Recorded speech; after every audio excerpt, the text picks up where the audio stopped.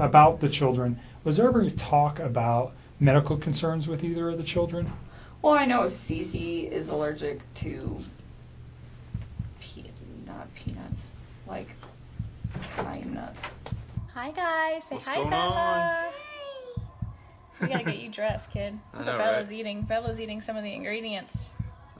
She got a nice little bowl of chocolate chips. Look at that. What is that, Bella? Can you show them? What is it? Is it chocolate? Is it chocolate? It's chocolate mini morsels, right? Yeah, good job. So she's been eating my peanut butter and the chocolate morsels so far today. So we're gonna let a few more people hop on, and then we're gonna get cooking here, and we'll explain to you what we're cooking up over here. So Yeah, welcome to the 12 days of Christmas, Lavelle Day, and even though I like to claim that I could probably cook, I can't at all. So I'm gonna let my wife do all the cooking. She's gonna make up some Thrive Bites for us. and I'm gonna go wash my hands real fast. Uh-oh. She's gonna leave me here alone. Oh, we got some people joining. Bella, look. Got people looking at us. Say hi. Wife's gonna be making up some Thrive Bites here in a second, so make sure you hop on and join us for the 12 days of Christmas. Bella's got some chocolate chips. I need a Lavelle apron. They All probably right, make guys. Hey, Michelle. Hey, Amanda. Bella's showing you what she's eating. She's eating the ingredients. She's been eating the ingredients since I've been getting them prepared. So we're gonna make Thrive Bites today. Chris didn't want to go on live doing it because he didn't want to mess anything up. Not that you can mess anything up with Thrive Bites. It's so simple. Except for today, we're gonna double the recipe because we love the Thrive Bites. When you are craving something to eat, or junk food or whatever, you just pop a Thrive Bite and it fills you up, and it's really delicious. Thrive Bites, right? Good job, Bella. My little helper right here.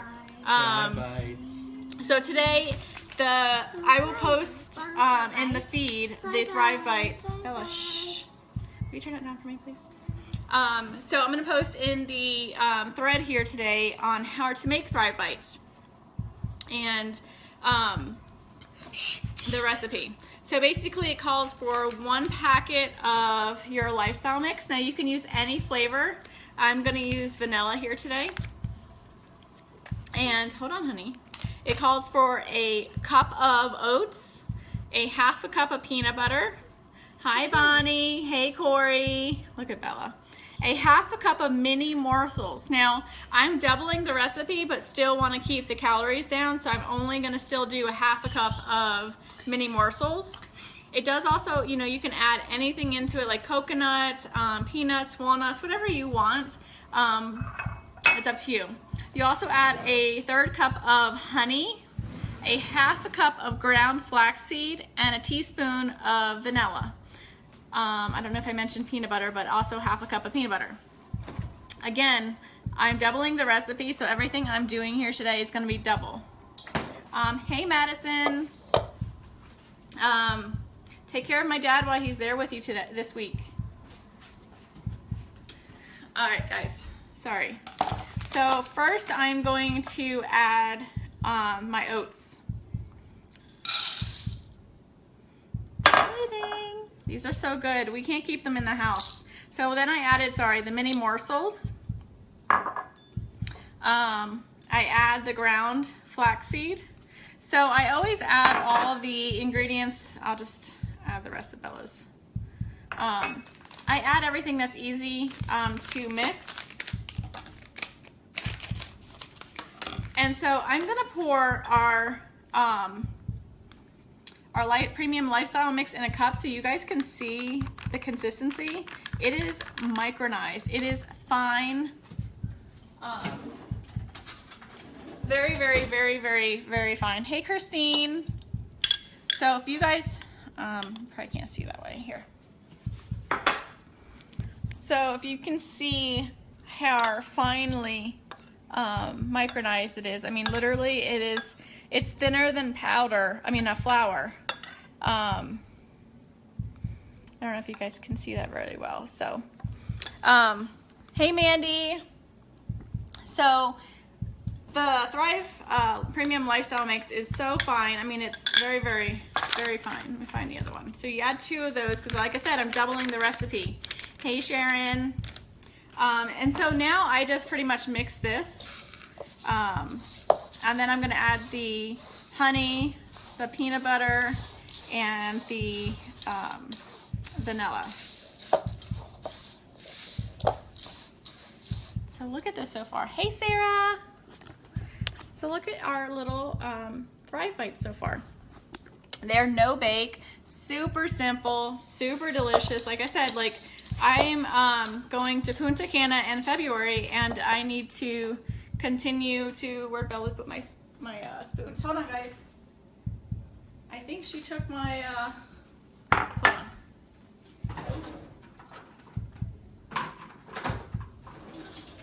All right, I got 2 more. So if you're like me,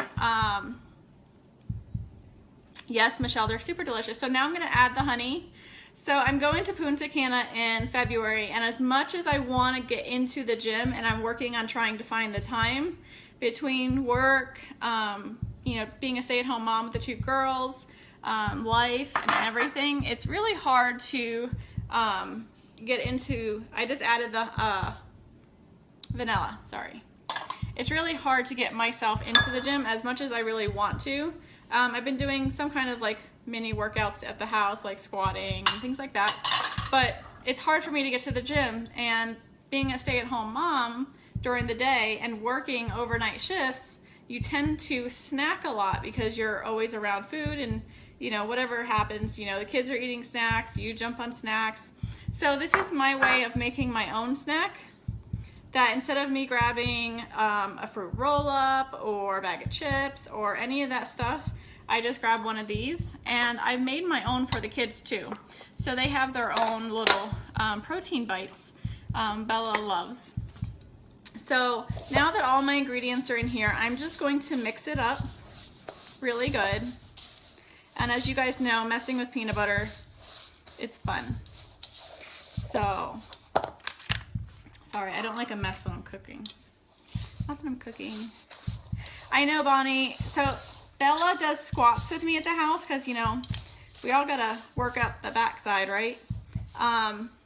So I am doing squats at the house, and it's super funny because she tries to do them with me. And so here comes Cece, the sumo wrestler, doing squats in my living room because she literally looks like a sumo wrestler when she's doing them. Yeah, Mandy, so that is my favorite side effect. And you know, the thing is, it's not a weight loss company. And as you know, I use you as an example because you are super skinny when you started Thriving.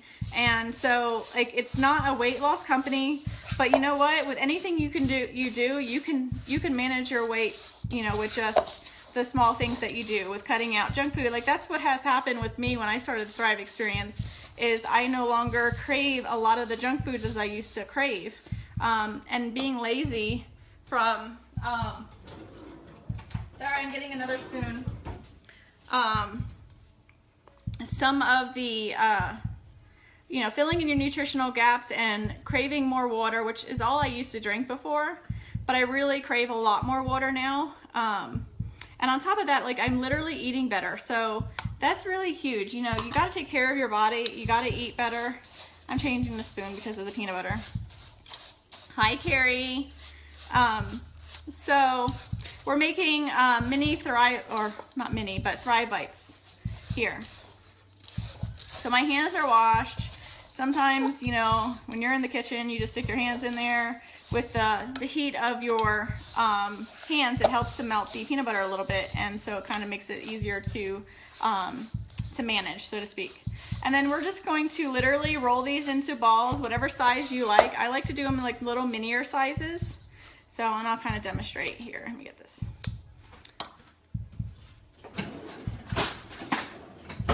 So, get your hands dirty. I take about a teaspoon size. You can see that. And, you know, just pinch it into a ball. And so that's how big I make mine. They're probably a size of a quarter in round. Carrie, they're super delicious and very healthy for you too, except for the fact that they have little mini morsels in them, but I cut the recipe in half when it comes to the mini morsels. And then you can be creative. You can use the strawberry shake with it. You can use the apple pie and create it into like an apple pie little treat. I love the peanut butter because everyone in this house loves peanut butter and I can never keep it on hand. So it's been really good. Like I said, the girls love them. I don't use the Thrive Lifestyle mix for the girls, but I make them their own little mini bites so they feel like they're getting a treat with us too. Yes, Mandy. So these are so, like, honestly, they're really good too. But yeah, and you can do whatever you want with them. You can add anything. I'm not a coconut person, so I don't add coconut to mine, but you can add chunky peanut butter. You can add anything, you know, that you want. Stick them in the fridge, let them chill, and then put them in a little container, and then you're good to go. Grab and go. How many spoons are you required? Listen. I use like one sometimes, but like it's sticky, and you know, usually I just use my hands a lot. Of course they're clean, but you know, I'm trying to be, you know, proper, like professional TV cook, you know. I don't qualify though. So, give me 1 second. They're really good. You guys really have to try them. I will post them in the thread here. I am down 28 pounds since I started the Thrive Experience, and going to Punta Cana in February, I'd like to be down another, you know, a good 5 to 10 pounds. And so this is a really good way for me to do that. And I'm going to show you kind of what they look like. I'm sure some of you have made some protein bites before. So it's super simple, you guys. Have fun with it. Bella was helping me out, but Chris took her away so she wouldn't talk on the video. Incorporate your kids, like make something for them. And this is super fun. Bella likes to roll these with me, and she does a really good job with it. And it's interaction with your children too at the same time. So that's pretty much it. I'm gonna finish making these, and then I'll come back on later and show you what they look like when they're all done, even though they look the same, just a little firmer. So you guys have a great day, and I'll post the ingredients so Michelle, you can go ahead and continue shopping when you're at Walmart today. All right, guys, have a great day. These are great when you have an afternoon slump of work. Yes, so good. And you know, honestly, like I eat them throughout the day, and they're really good snacks for when I work overnights, because when I work overnights, I tend to snack on a bunch of junk food, like things that aren't good for you. And so these have been a really good supplement instead of doing that. So instead of a bag of chips, I'm eating some Thrive Bites. All right, guys, have a great day. I just turned the recorder. Okay. So again, this room is recorded, and video and audio.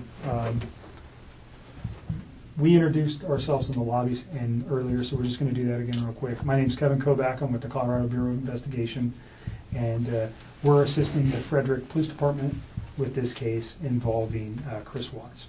And this is Tim Martinez, also an agent at CBI. Sir, if you just introduce yourself. Dwayne Kessinger. I'm Nicole's father. Dwayne, what's your birthday? November 3rd, 1958. And home address for you, sir? 8801 West 65th Avenue. What city? And that's Arvada, 8004. And a cell phone or a home phone, or where? 720-982-4547. Thank you. And Nicole, can you just introduce yourself for the recording? Nichol Kessinger. Do you need all the other stuff? Yes, please. I live at 12255 Claude Court, Unit 612, phone number 720-656-9605. Claude Court, is that, I think we determined it was North Glen, right? Yes. You know your zip code? 80241.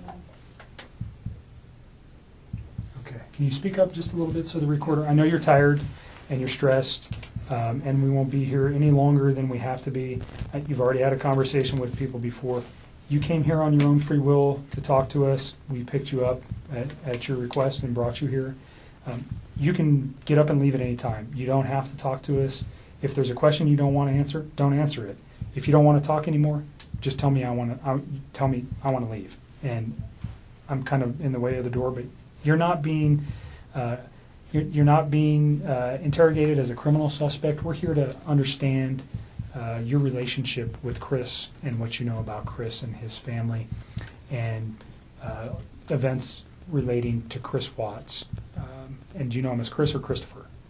Either one. Okay. So the phone number that you reached him on, can you tell me what that number was?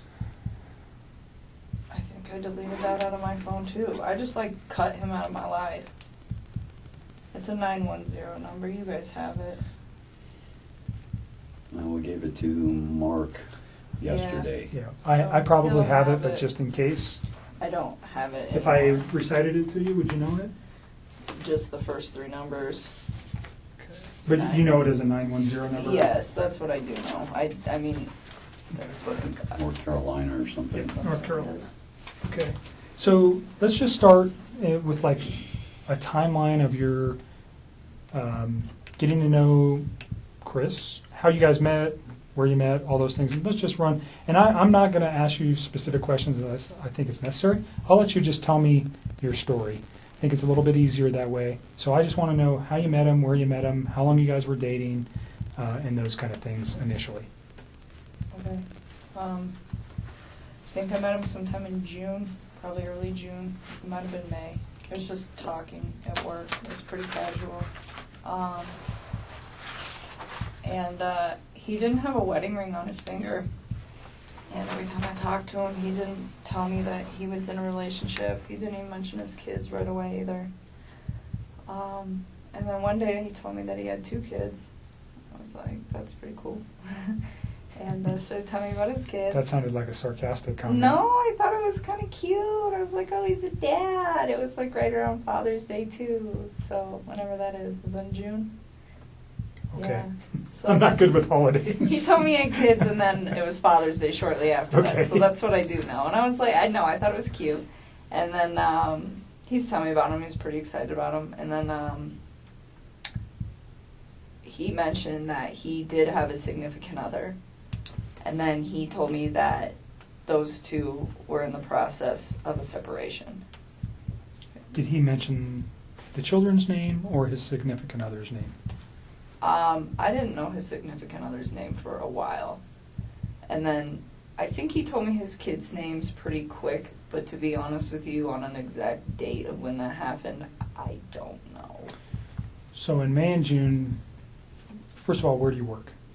I work at Anadarko Petroleum Corporation. I'm contracted to Anadarko Petroleum Corporation Okay, and you work out of an office setting where? in Platteville, Colorado. Okay. And Chris also works out of that location, per Yes. se. Yes. He's in the field, but he comes into the office with his team. So you work, what is your job responsibility? I do health, safety, and environment. Okay, so you work in the office and you take care of health safety for, Anadarko is an oil and gas company, right? Yes. So you're doing health safety in the office and Chris works in the field Yes. as a, what kind of job does he do? He's an operator, so I don't know like all of his daily duties, but he's a field operator, so he works with like the oil wells. So he goes out and does work on those, whatever Yes. that work might be. But he comes into the office frequent. In the or- mornings, his team meets in the mornings. They're not all in there every day. Some days some of them are in there, some days other ones are in there, but in the mornings typically from like 6:15 to probably 7, somewhere around there. And is that where you met Chris? Yes. Okay. So can you just take us through kind of a little bit of the early part of how he courted you or you courted him? I don't know which one happened. How you guys got to know each other? I guess we just started talking. He actually, so part of my job is to manage the gas monitors that we have. So Anadarko requires all of their field personnel to carry like gas monitor sensors for toxic gases, and it's my job to control the inventory, any issues, anything like that. And we were having some pretty serious like equipment issues, and we had numerous amounts of people coming in my office one day, and he happened to be one of them. and I'd seen him before. Like they meet in the lunchroom, and that's where I go put my lunch in the fridge. So I'd seen him, but I didn't ever like talk to him. So that day we just started talking, and then every time I saw him in the hallway after that, and it was always hit or miss. Like it wasn't an everyday thing. It was just when I saw him, we just started talking, and we just kind of had a lot in common and just hit it off. So we'd always have, pretty good conversations. And then, I don't know, one day he told me that he had kids and started talking about his kids, and then mentioned, yes, that I have a wife, but we're getting separated. I said, okay. And then When do you think that was? when he said all that, So specifically when he told you he was getting separated from his wife, was that within the first couple of weeks that you knew him, or was that later on? You said you met him around May or June. yeah, it was still in June. Okay. It would have been before Father's Day. So had you guys ever gone out on any kind of No. date at that time? You just No, were no. conversing at work? Yeah, that's all it was. And then, I don't know. We started hanging out. We hung out. We went to a park. Hung out at a park. Let's go back real quick. So why did he tell you that he was getting a divorce? Did he ask you out at that time? No, he didn't. I think he was probably interested in me. And so, he talked to me a couple times via his work phone, and I was like, no. Like, it was still very, like, friendly conversation. But then when I realized, like, this man is interested in me, I'm interested in him, this is personal, so we got away from the Anadarko thing, because I really don't want those guys affiliated with any of this. And So you have a work phone that's specifically... no, I have one phone that I do both on. He has two phones. Okay, so he had your phone, the 720-656. That's the only number that I roll with all the time. Okay. So he has two phones. All right. One of those owned by Anadarko and Yes, one sir. personal. Yes, sir. Do you know what his Anadarko phone number was? Okay. It's been so long, and I mean, I'm sure I could like look it up, but I tried to look it up for those guys yesterday, and I couldn't find it. Okay. We can find it. That's okay. Just wondering if you knew it. But at that point, we just like took it to his phone because I just felt it was like better that way. And we just continued to talk, and then Let me go back to the park. Where's the park? it's like down the street from my house. It's called East Lake Number 3. Your house Yes. in Northglen? Yes. And that was in the June time frame. Or like the beginning of July. It was like right around my birthday. It's like so sometime at the very end of June or the beginning of July. Okay. And that's the first meeting you had outside of work. Yeah. Basic conversation for a first date? I mean, we kept it pretty simple, I guess, I don't even remember everything we talked about. We Sure. were there for a few hours. But Understand so if I ask about conversation, what I'm looking for, was he talking about his family during any of these meetings? Those are the kind of, I understand, whatever you guys were talking about, relationship, your life, your interests, those things, we don't need to know that. What I'm interested in is knowing is when he brings up his children, when he brings up his wife, when he brings up financial information, when he brings up his home, when he brings up anything that may have been, and it's been a few days, so you've had a chance to reflect on some articles that you may have read, and unfortunately, that you're in a situation where somebody has been murdered. And that information, when you look backwards in your memory with the conversations with Chris, anything that he might have said that would be relative to that, and I'm not just, even if one day he was mad and he said, I want to do this or do that, anything like that, if he ever made any kind of statements that you were like, whoa, that was weird, or why would he say that, or why did he mention that? Do you understand what I'm no, looking for? I completely understand. I just feel like some of this happened so long ago that I can't tell you like the exact words of the exact conversation at the exact time Sure. and place, because it's like we had a lot of conversations. I mean, we talked every single day. So it's if there's like I'm trying to help you guys with the stuff like the stuff that's more current. I can give you guys a lot more like detail and exact times. But when you're asking me about something that happened 6 weeks ago and exactly what was said, it's like, I mean, I'm sure I can give you a general idea, but to be honest with you, like to pinpoint exact words, it's not going to happen. I'm not looking for exact words, just more let's say 6 weeks ago he said something that triggered with you last night. That's what I'd be looking for. Or something 4 weeks ago. And if you don't remember where it was or the specific words, that doesn't matter. Just he said something that was off the wall, or he said this or he said that, that has caused you a moment to pause and you go, wow, I wonder why he said that. Now knowing what you know today. Do you understand where I'm going with that? I completely understand. And to be honest with you, I mean, there were several discussions that we had about his current relationship and where it had gone and what it had caused. And he talked about his kids from time to time. But the thing is he was never hostile. It was never anything aggressive. Like, even when he spoke of his wife and the fact that they were separating, it was never, like, ill. It was still very kind. It was just like, this is not working, and would explain why, but it wasn't anything out of the ordinary or anything that I think would scare me. And to this day, even after everything that I found out, I still look back at that and I don't see any red lights with the way that he spoke of his family. Okay. Can you just describe his overall demeanor over the 8, 10, 12 weeks that you guys knew each other? It wasn't that long. It was like 6 weeks that we were hanging out. Well, I guess we knew each other longer. Okay, but you met him in the office, and just his overall persona. Who was he aggressive? Was he mellow? Was he calm? Was he outspoken? Who was Chris? I think he's an introvert. I would consider him to be like a pretty, I don't want to say he's a very reserved individual. I think he's probably more reserved around other people. I think he emphasized to me that one of the reasons that he really enjoyed talking to me is because he felt like he could get out of his shell. He said around most people he just didn't really feel the need to talk and converse, and it wasn't just in his home life, just in general. It wasn't something where he's an introvert.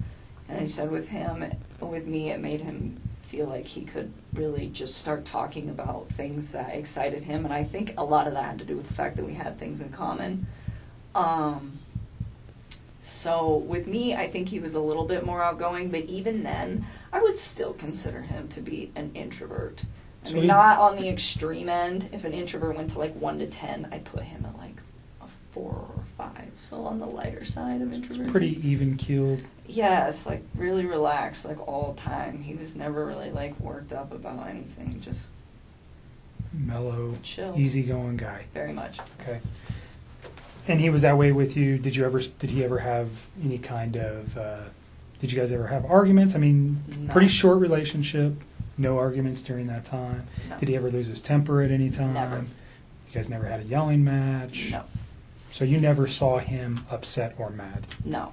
And there was a couple times that we had some disagreements on things that as we further progress into this story, but it was never, I am very calm when I talk to people. It's extremely rational when I handle situations that there's a disagreement in, and he always was the exact same way. Always. I never stressed anything. I think one thing that actually kind of drew me to him was the fact that he was very open with communicating with me if there were any differences on how we saw things or just open-minded about things. It was actually, I personally thought it was kind of unique, because usually most of the men that I've ever met are typically very closed off, and I didn't get that from him at all. But it was always kind, very kind. So no sense that this guy had a temper or Not at all. was aggressive, or he never lost his mind and yelled and said crazy stuff or anything like that? Okay. No. So can we just kind of go back to your relationship? You say you guys had a lot in common. What was that? Oh, I mean, we're both really into fitness. I think that's important. It's a lifestyle. Both of us ate pretty healthy, so I think that was important as well. He's a total gearhead. He likes cars a lot, and I don't know nearly as much about them, but it's always been something that I've been pretty interested in, so we definitely talk about stuff like that. And I guess he was always willing to learn new stuff, and vice versa. I like to travel a lot, and it's not something that he's done a lot, but he seemed really interested in what I had to share with him, and vice versa. So even if it wasn't something that we originally had in common together, it was just hey, I respect what you have to say, and vice versa. So you guys just yin and yang. you got along pretty well. Very well. And no time, he never gave you any indication that None. he was having issues. So during your guys' dating time, did you guys spend most of the time at your place? Always. Okay, always at your place. Or we'd go out, but I told Mark yesterday, he asked me if I went over there, and I told him about one time that I went over to that house. I've been to that house twice, but it was very, very brief, and it was not like an extended stay. I did not feel comfortable there, or like, I just didn't want to be there. It's not my life. Like, that is somebody else's life and somebody else's existence, and I respect that. That's their space. And so I used to tell him, well, come to my house because this is our space. This is my space. And so for me, out of respect just for, like, whatever situation he had going on and the fact that it's not my home, I felt that it was better to be in my place. And I live alone. I don't have any roommates or anything, so it's pretty easy to do that. So during June and July, were you aware that his family was not his? Did you meet his children? Nope. During June and July. And he didn't ask me to. Okay. I mean, not that I didn't want to ever. It was just not now. It's like you're not finalized with your separation, and not only that, we've barely been dating. Like, you can't introduce kids to somebody new in a situation like that. That's something that takes time. I mean, would I have liked to have met them? Of course. That would have been a great honor for me to have somebody introduce their children into my life, but not then. It was something that it was like, okay, well, let's see where we're at in 6 months. Let's see where we're at in a year. And if we're still doing this and you and me are still, happy with where we're at, and you think that this is something that is going to be long-term and is worth bringing your children into the picture, then yes, I would love to meet them. But it's like, not right now. You are still in this situation where you're not even completely out of it, and I'm getting in it, and that's not fair for them. And that was kind of the policy that I had with him, it was just like, yes, but not yet. So did he ask to introduce you to his children? Not at that time. Okay. I think both him and I were on the same page of eventually, if things went as they should in I understand your guys' relationship. relationship is very new and young. Yeah. So although it was short, just laying everything out helps us understand what actually was going on with him. And Yep. I might ask you a question and you're going, why the heck would he ask me that? Probably because I have information that I'm not willing to share with you, and I'll tell you that right now. I'm not going to tell you. Some questions I'm going to ask you, and you go, what the heck? I won't share some information with you. Just, it protects you, it protects our investigation. So if it seems weird, there's a reason I'm asking it, That's and fine. it's usually relative to what I know.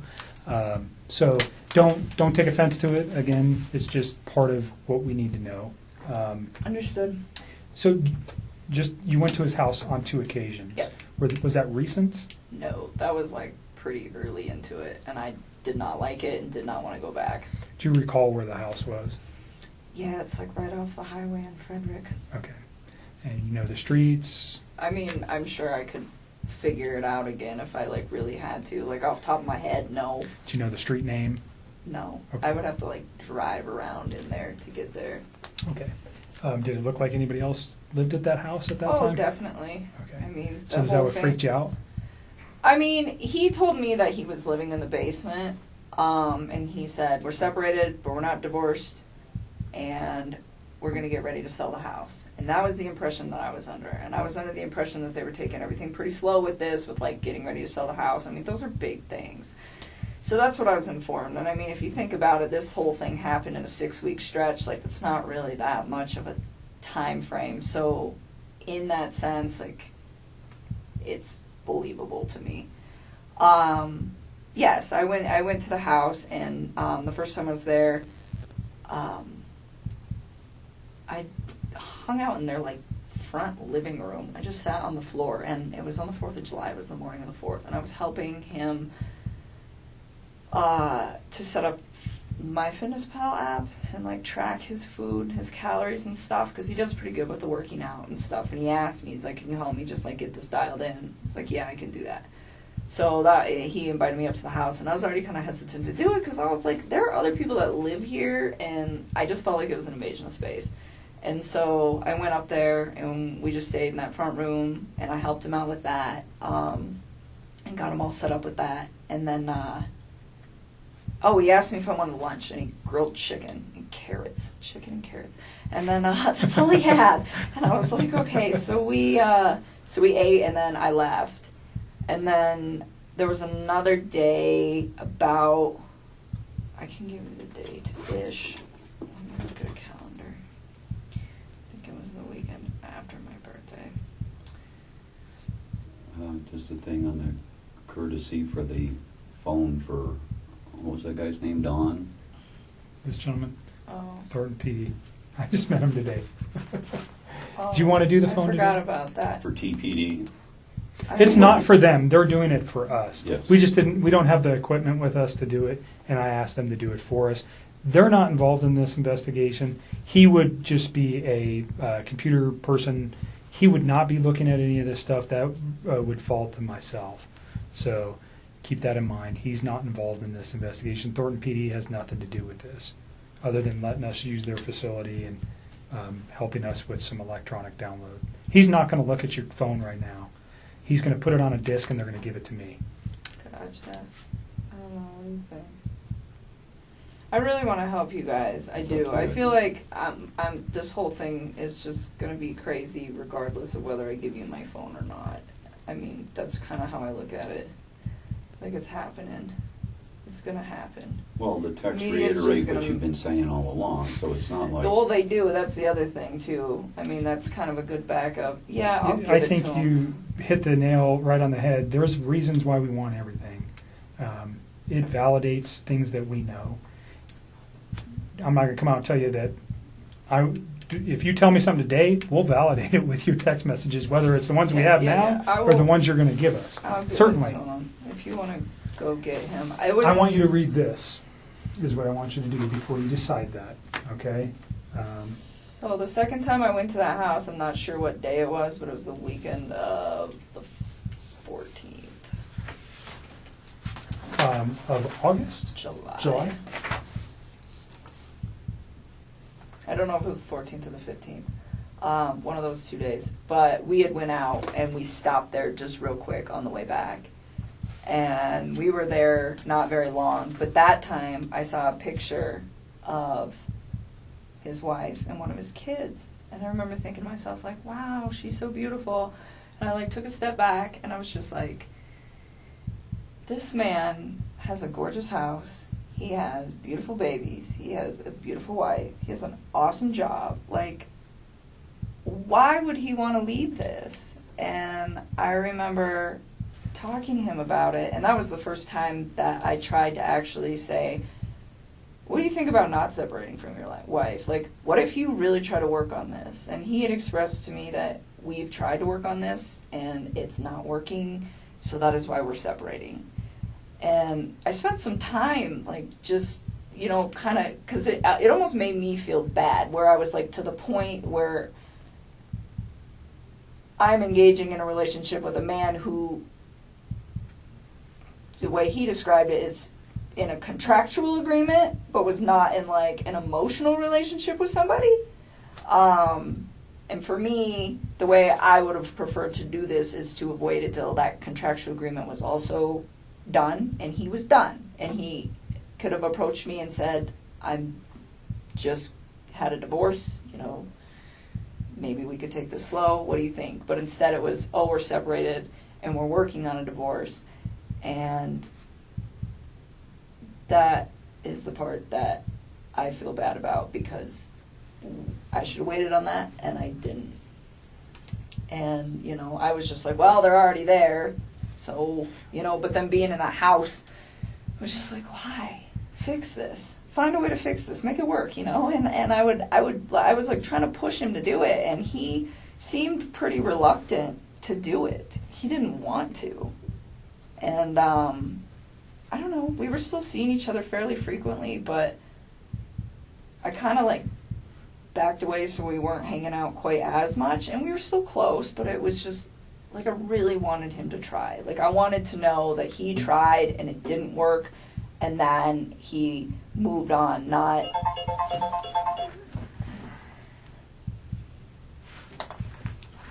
that, you know, they both kind of tried and then he got himself into a situation with somebody else. And I don't know, I just thought he had a beautiful life going on, and he could have made it work. That was the way I looked at it from the outside. So is this something you reflected on since this event, or was this you? No, I was doing it then. Like You said this doesn't look right. He's kind of I don't want to be responsible for breaking up a marriage, especially with 2 children. Is that kind of the gist I'm getting here?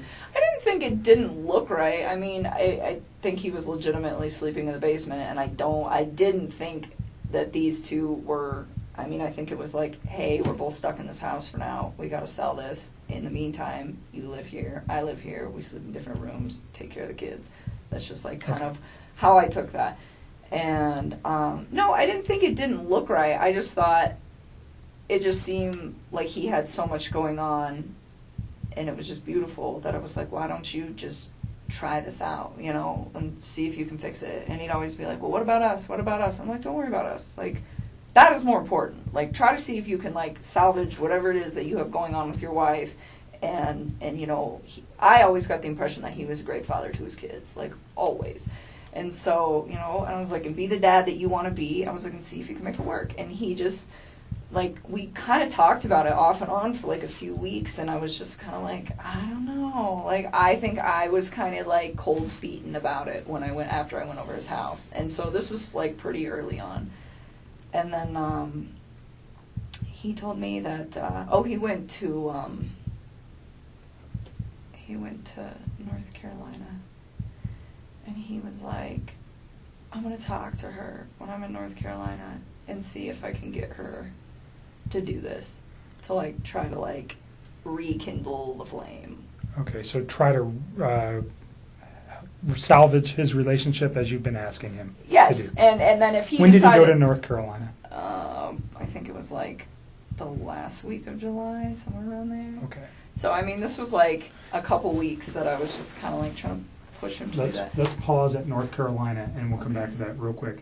I want you to read this. If you don't understand what it means, then ask me the question. But basically what it says is you have the right not to let me look at your phone.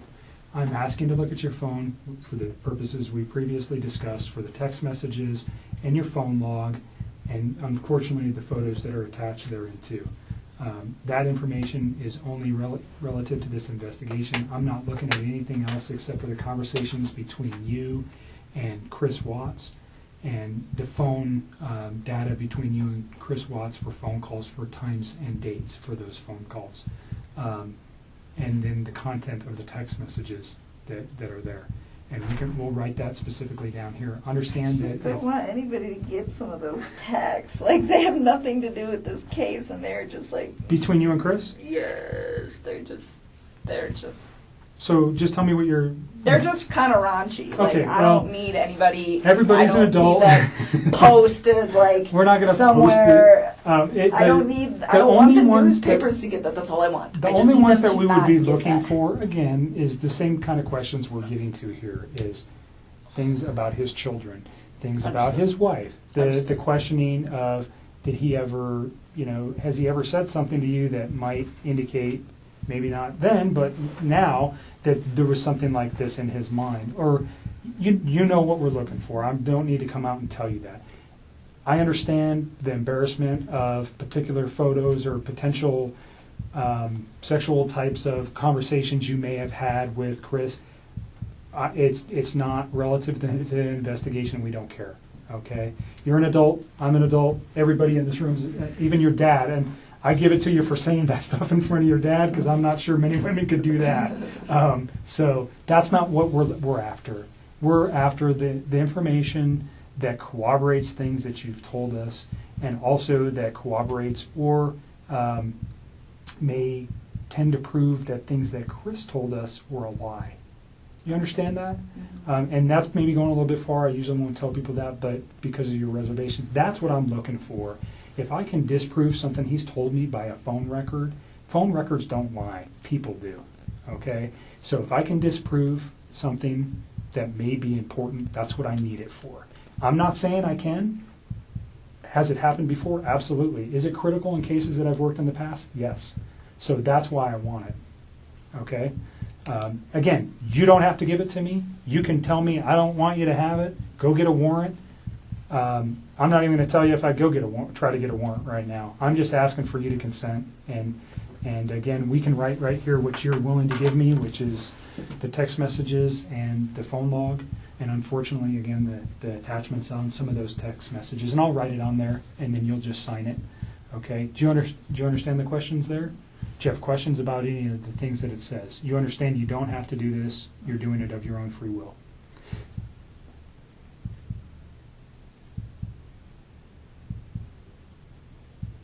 And I know you're tired, so if you want to let your dad read it too, He will. Thank you. that's a good idea. Can you fill it out before I sign it? Yep. And just you read it, and if you have any questions, then we'll put on there what we're after. I'm so hungry. You should have told me. I would have got you some food. I got food in my car. It's not staying down. It's just coming. She hadn't been back up. feeling good. Not because of any, just Like, I got sick prior to this Jim. whole thing happening, and then I think all of this compounding with the Stress. fact that I'm sick, it's just not good. I've not really been eating or sleeping much at all.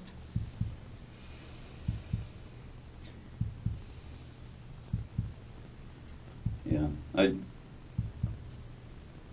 I'm with you. We definitely need to accelerate the case because the more it takes, the less sure that they are of situations. But on the other end, I think if you do just that only, You tell me what you're willing to provide to me, and we'll is write that it good on. enough? I just want, like, our text conversation, and then, I guess, our phone call records. So I'm going to put. So the time and date of the phone call records, and then our text message. Could we get photos of him? Huh? Could we get photos of him? Off of Would that? you mind if we got his photos that he sent to you?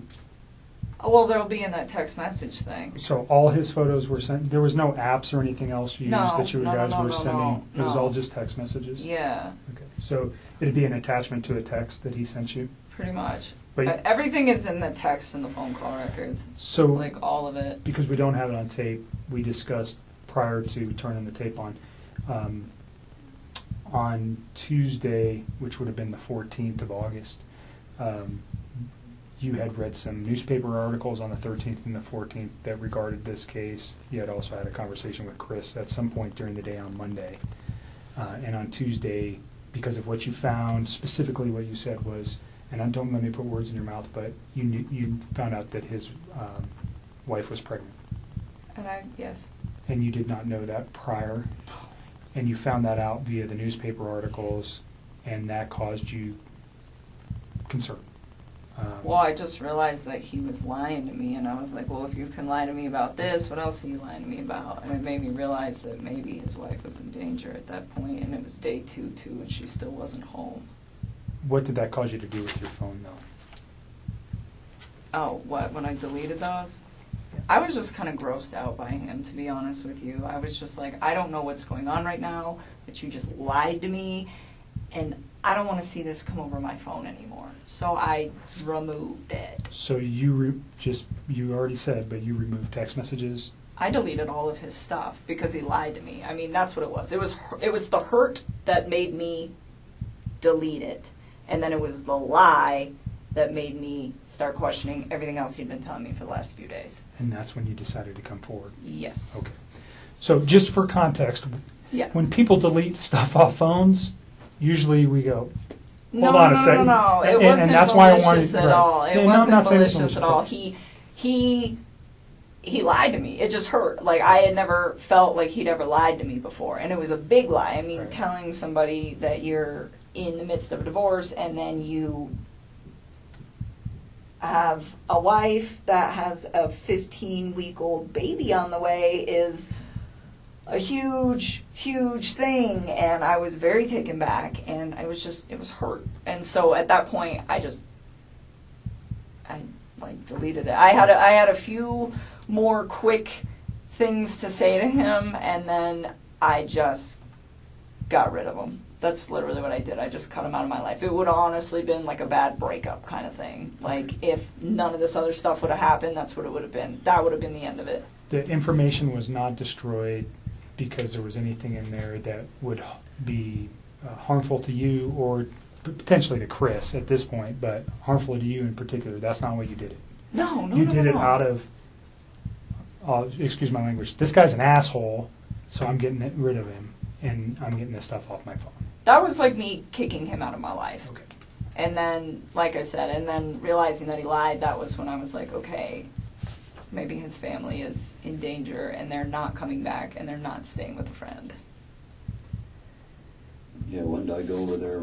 Tuesday morning? Wednesday morning. Wednesday. I called you Wednesday morning. That's when we started discussing you guys need to get everything that it just, You can understand the importance of, oh, no question, we were, like I said, people lie, phone records don't, and they really help specifically establish dates and times. Mhm. I think we have a very good grip on that in this case already, but there may be a time when we go, we need to know something else, and then we would have it. We don't want to lose it, and that's really what it is for us, is if we lose information that later on we go, man, I wish we would have got that.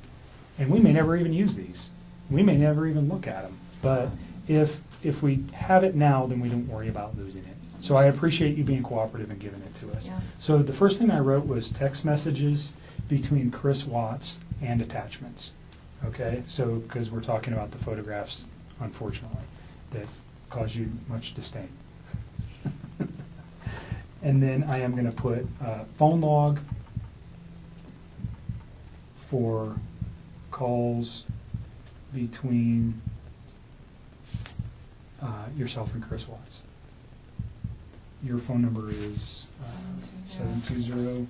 656 9605.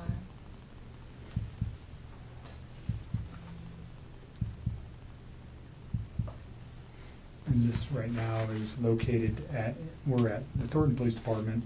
It's going to be moved to so this is kind of, doesn't make sense, but we're here. It's going to be moved to the Colorado Bureau of Investigation.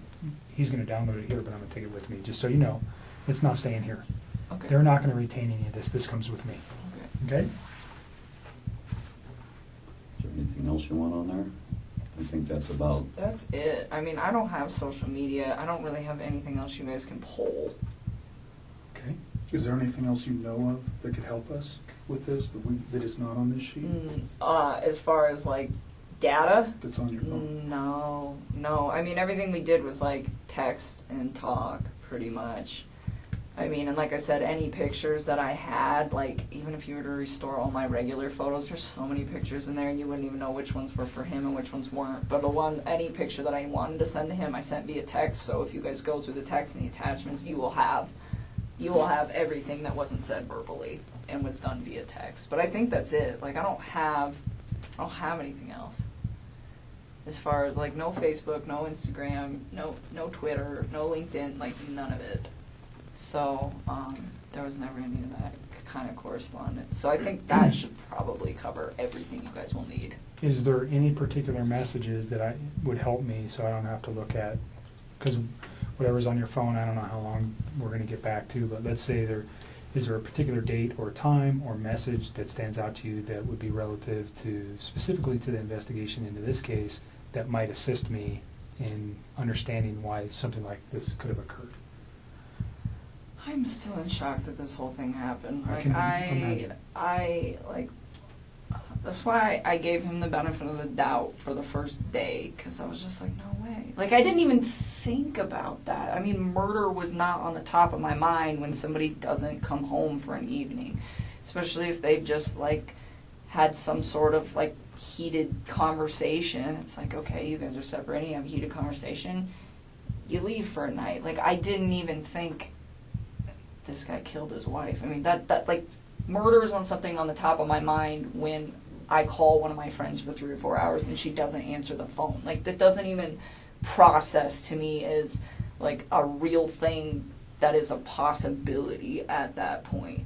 And so that's why I gave it a day, and then the second day I was talking to him, he was just, like, a hot mess, I could tell. And then with, like, the way he was talking to me, and then that's kind of when I cut him off and I stopped talking to him.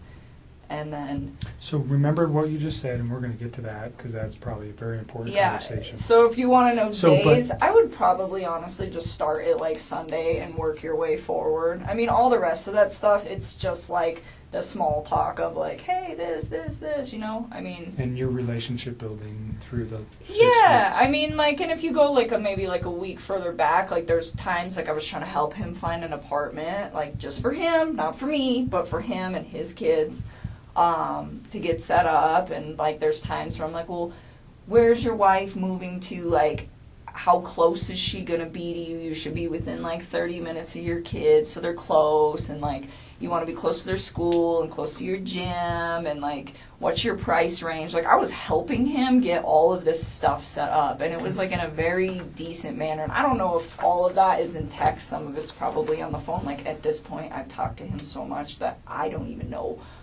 which parts are like verbalized and which parts are texted at this point. But we can figure it out. Okay.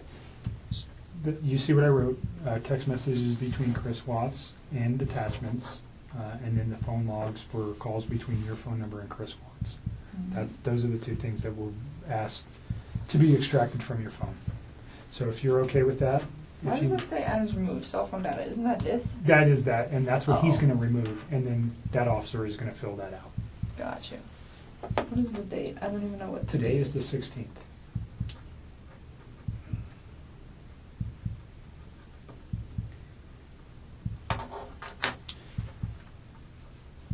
You want to add anything to this? If you give us your other phone, than we'll get him started. Yeah, we want to give you everything, but we also want to be protected in doing so. Is more of the Sure. thing. It's just And when he's done, we'll give you a Is copy there a of this. password or anything? Like, will it lock up after a Yeah. period of time? Yeah. Right here. that's his notes. And Make sure there's nothing written on the back. Thank you. There's not. I checked before I read it off. Let's go back to North Carolina.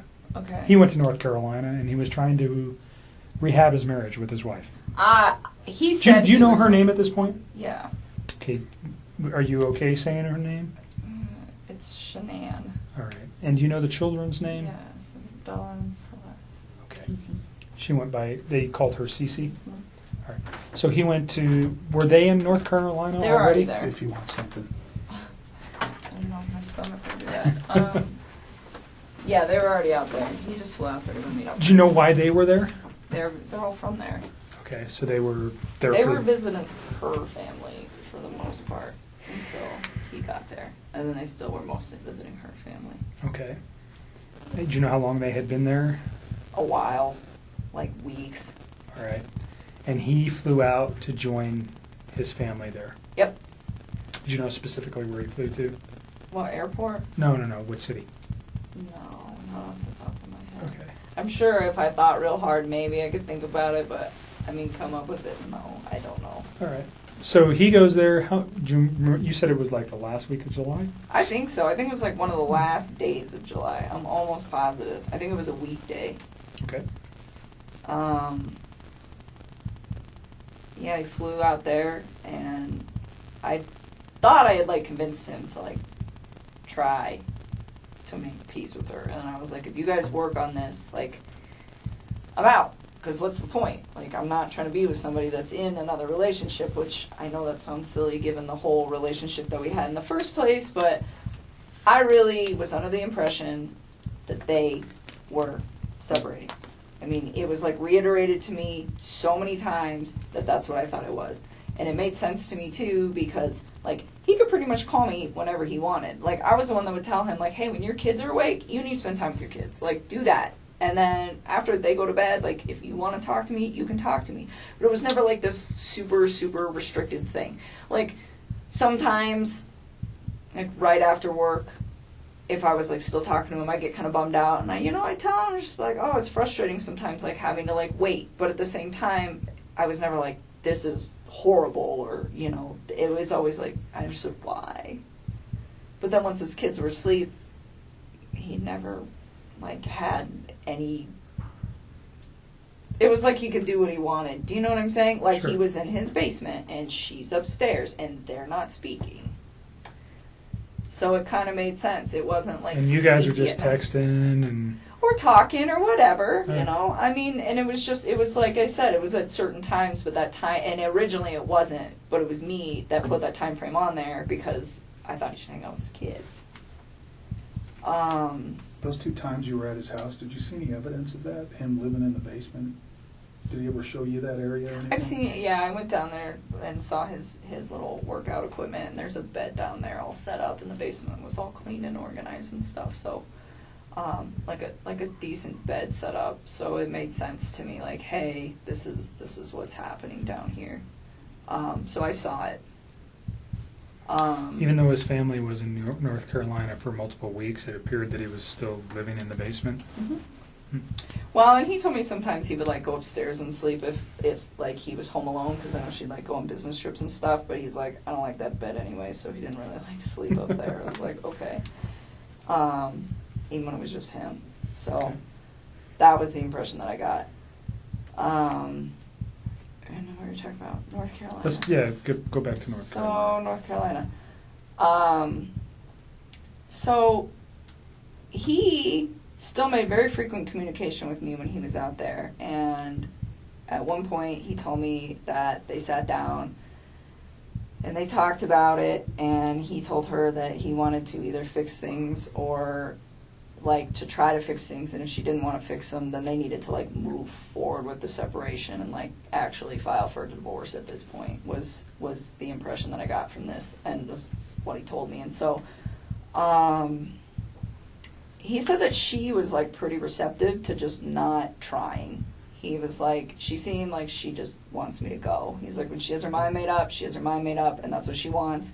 And he's like, she doesn't want to try anymore. And he's like, and neither do I really. And he was like, it's done. And he's like, and then the next day, I don't even know what days these were, sometime when he was out there, he told me, we're putting the house up for sale as soon as we get back. And I was like, well, that was quick. And he was like, it's her, she's ready to go. And I was like, okay. And so I left it at that. And then he got back, and I started asking him, like, what are you going to do? Because the Colorado housing market is fire, and you guys are going to sell this house, like, real fast. And I'm like, you need to start looking for a new place to live. And I'm like, where do you want to live? And I was really trying to help him out. I'm like, do you want to get a house? Do you want 3 bedrooms so you have one and each of your girls have one? I'm like, do you want to, you know, like do an apartment? Like, what do you want? You know, where do you want to live? Because he's in Frederick, but that whole area over there is just like a bunch of small towns, and you can kind of just pick and choose. Everything's kind of, you know, and so he told me, well, I like Brighton, and I was like, okay. And then he told me he wanted a 2-bedroom apartment, and he said he wanted 1 room for him and the other room for his 2 girls. And I thought it was kind of cute. Like, I remember telling him, I was like, yeah, me and my sister had bunk beds, like, at my dad's house. And I was like, when we were little girls, and me and my sister were the same age apart as him and as his 2 daughters, you know. So I told him, I was like, they're going to love it. I was like, they might be, like, stuck in one room together. I was like, but they'll become, like, best buddies. And it was really exciting. Like, I liked helping him, and I just wanted him to, like, I don't know. This is what he told me he wanted. So I was like, well, I will help you do the research. But another thing that I really took care of was to be like, where is she moving to? I was never like, you know what, screw your wife, try to get full custody. None of that bullshit. It was always just like, you know, I'd ask him, I'm like, well, what kind of custody are you guys going to have? Because he at work, they're about to switch his schedule. So right now he's like a Monday through Friday, and they're about to switch these guys to 8 days on, 6 days off. That's tough. That's awesome. And I was asking him, I was like, are you going to have your kids like on that set of days off? I was like, because that would work perfect, like 1 week on, 1 week off. And I was just like, you know, we just talk about it. And I'm like, what is your plan? And he's like, we haven't figured out exactly what we're going to do about the kids yet. But he told me, he's like, Colorado's a 50-50 state, and she's okay with everything 50-50. Like, he said that she was like on board with this because she wanted it too. Like, she was checked out of this relationship. So that was, like, how he made this sound. That it was, like, a very, like, kosher, we're done kind of thing. Did you ever give him, like, books or articles or anything to read about saving your marriage? Did you ever provide anything to him like that? About saving his marriage? Yeah, like how to recover a marriage or how to save your marriage. Or, you know, there's all sorts of publications and books out there. No, but I did tell him, and I don't know if I did this through text or phone. That will be something you guys will, I'm sure, figure out. But I told him a few times, like, I think that you should take the time to read some articles about what separation does to kids. You know, and I told him, I said, when my parents separated, we were literally like 3 and 5. We were almost the exact same age as these little girls. And I told him, I said, you know, I was so young when it happened that it didn't really have like a big negative effect on me because I was so small that I didn't really process it too well. I was like, but I do have cousins that their parents got divorced when they were like 10, 11, and I think that it hit them a little harder.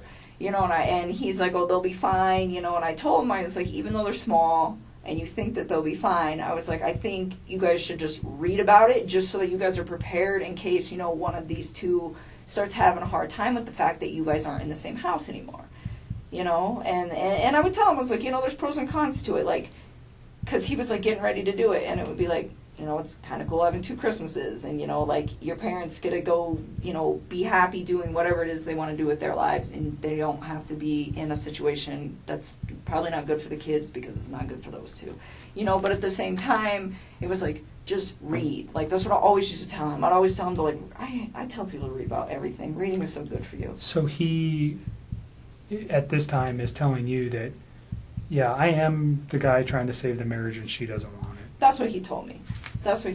So, and and then he was like, she doesn't want it, so I'm not going to do it. And then it was like, we're filing for divorce, we're selling the house, and this was like all as soon as they were coming back from North Carolina, like boom, boom, boom, boom, boom.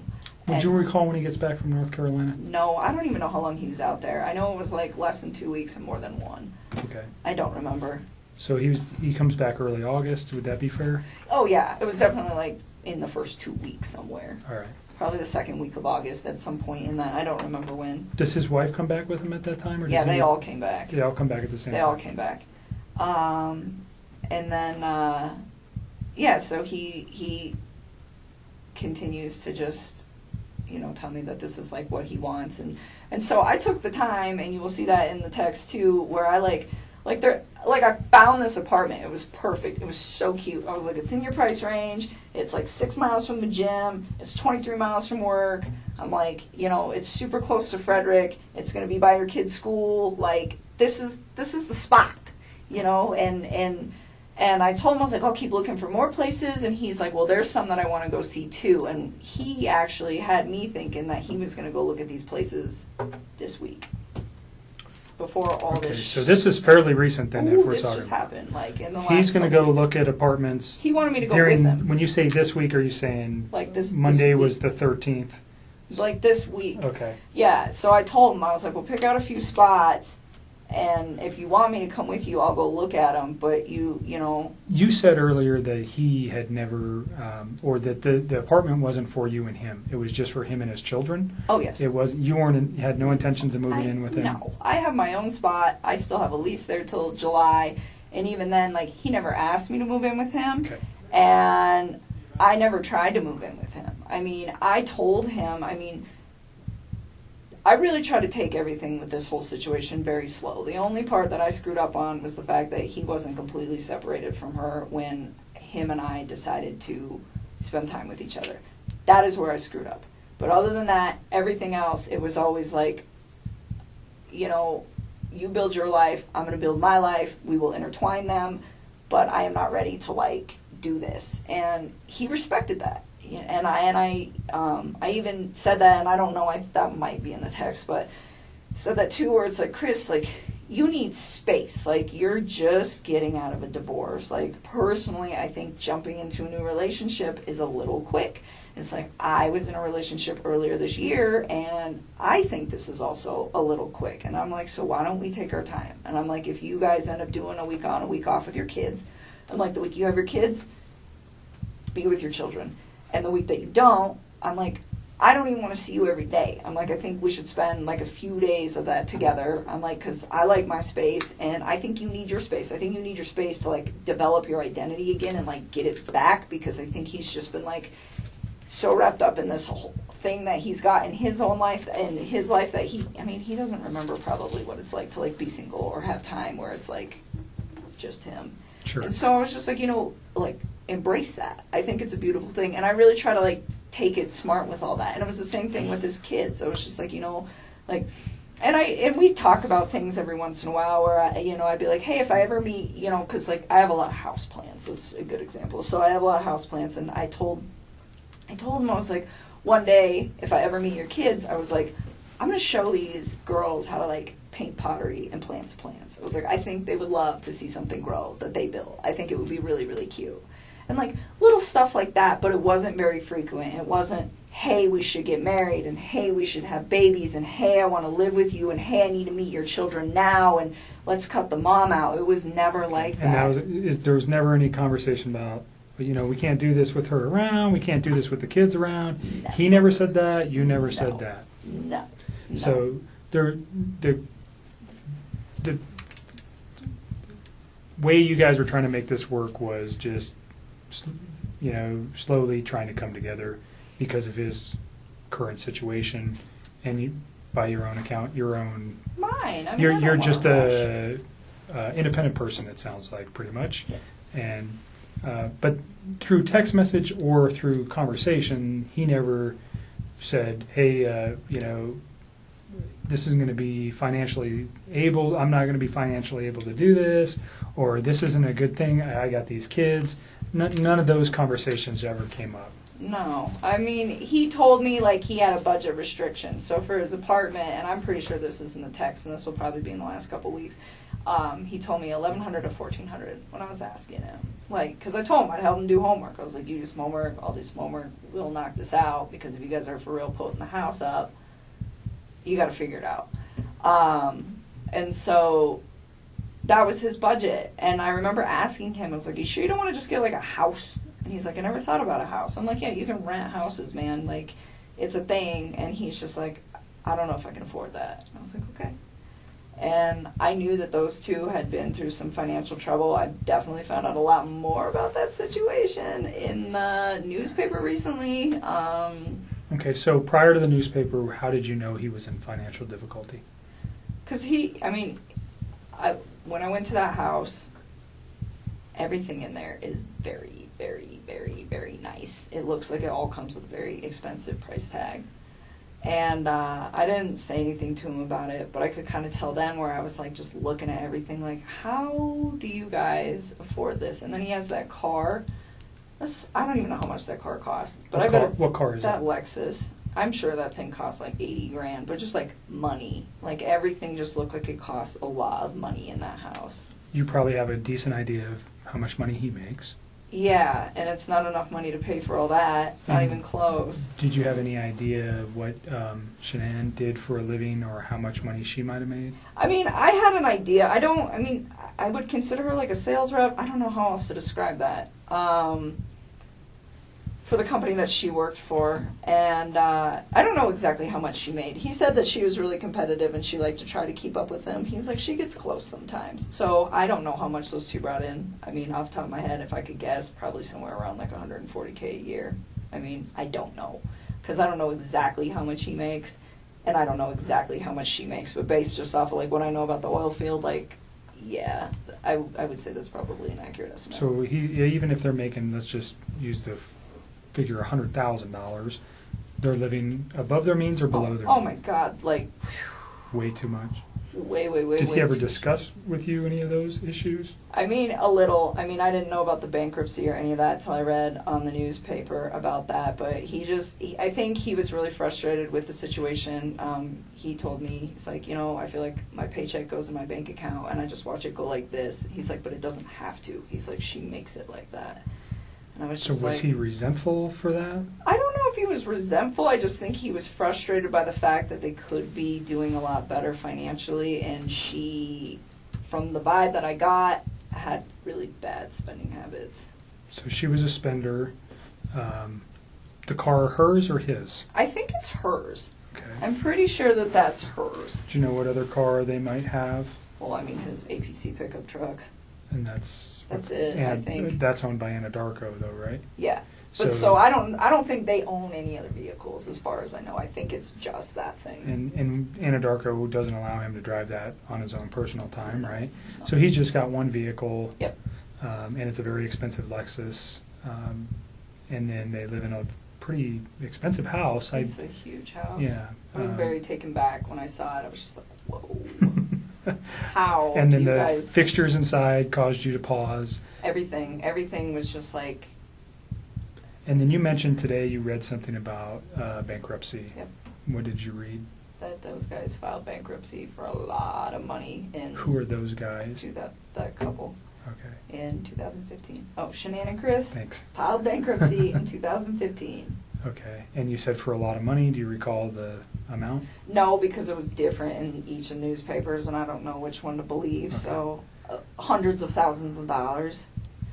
So, yeah, I So- didn't know that. Let's go just back to him and the financial.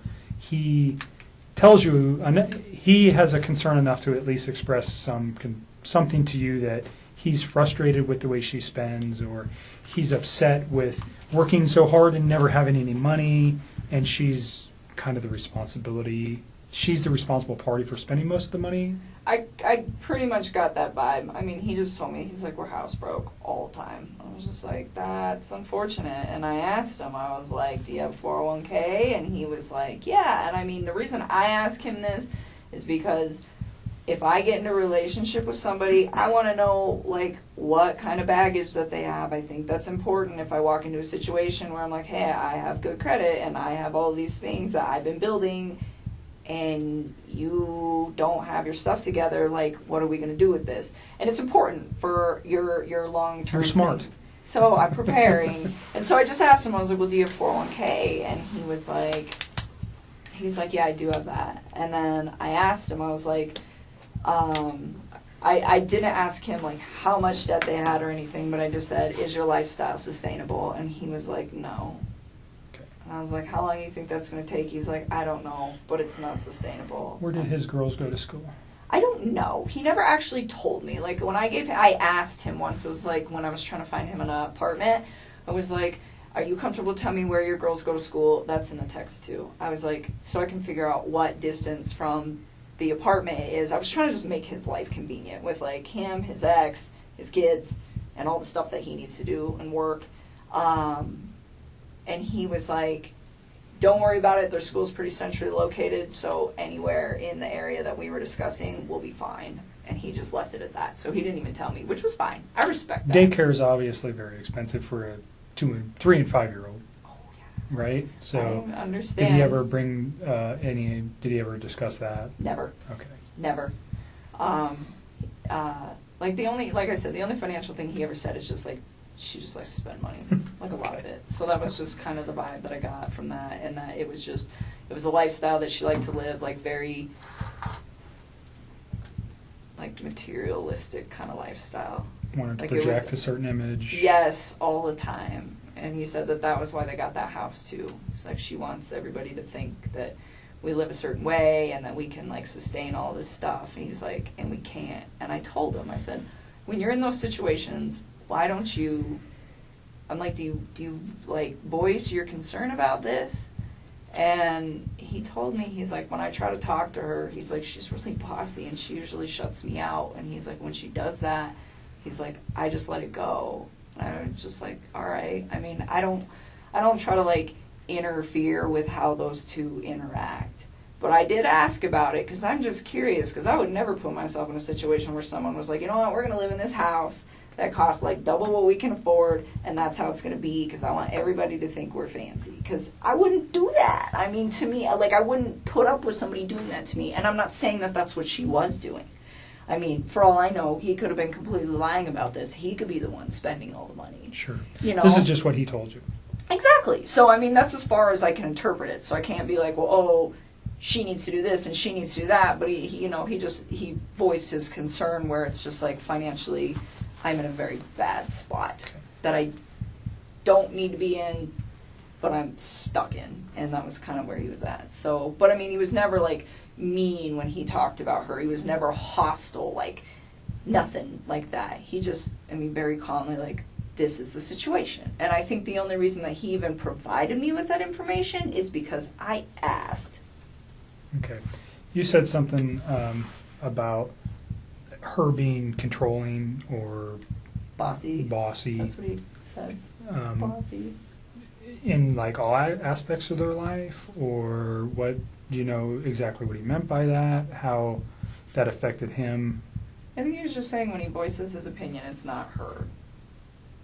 Is the gist of that, which I thought, from what it sounded like from their separation, from them trying to separate, that was a big deal for him, where he was saying that the reason that they don't really get along anymore is because he feels like he's not heard.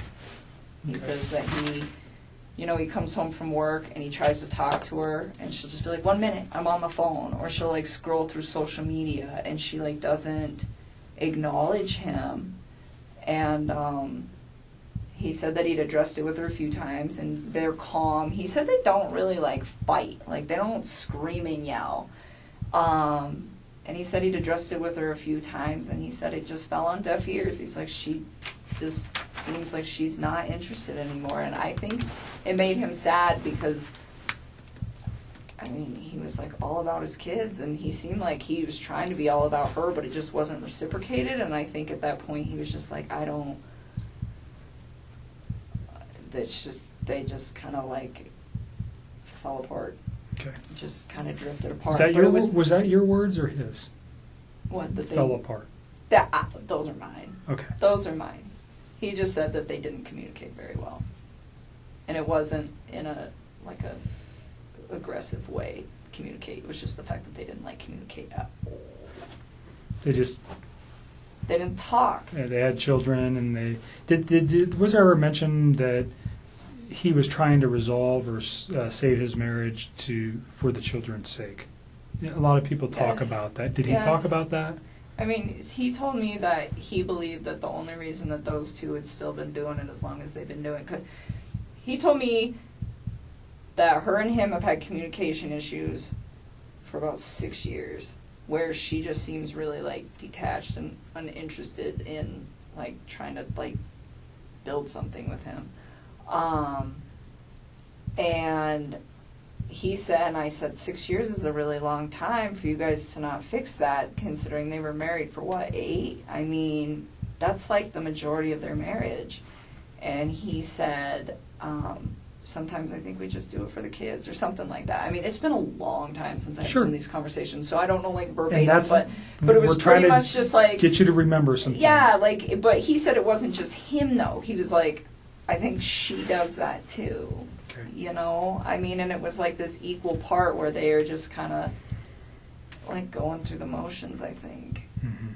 And so, like, when he told me that she was cool with like the 50% everything and just like breaking it off and being really civil about it, it kind of made sense to me, because I was like, the way he made this sound, it wasn't, oh, she's this horrible person, or oh, I'm this horrible person. It was, her and I have drifted so far apart that it's kind of a mutual agreement that this is not going to work. So in those 6 years, though, they had 2 children. Yep. And you said earlier you did not know she was pregnant until reading the newspaper. Yep. So that never came up in any conversation. There was no indications that was going on. None. He never hinted to anything like Nothing. that. As far as you knew, he was just leaving her. He had 2 children, and that was the final take on that. Yes. I know why he lied to me. He lied to me because if I'd have known that he had a child on the way, I'd have never wasted my time with him in the first place. Like, none of this would have ever even occurred if he would have just told me the truth. So do you think if he found out that you, if, let's say this week you guys were to go look at some apartments, and this is hypothetical, but you've never found out that his wife was pregnant, would that have changed anything? Like you just said, if I knew his wife was pregnant, I wouldn't be in this picture. So if his wife was not pregnant, and forgive me, but if he takes her out of the picture, you're never going to know that she was pregnant, right? What do you mean takes her out of the picture? Like, If he murdered her, she's out of the picture. You're never going to know if she was pregnant. If he can get away with murder, you're not going to. I got divorced from my wife. You say, do you understand what I'm saying here? If she's gone, but this, Don't lead, hypothetically, please. Yeah. Don't lead hypothetically, on. if she, Okay. you understand where I'm going. If Right, you but didn't know, You're leading into Right. questions that are nothing with your, if you didn't know though wait, Nick, that she was there, did you hear what I said?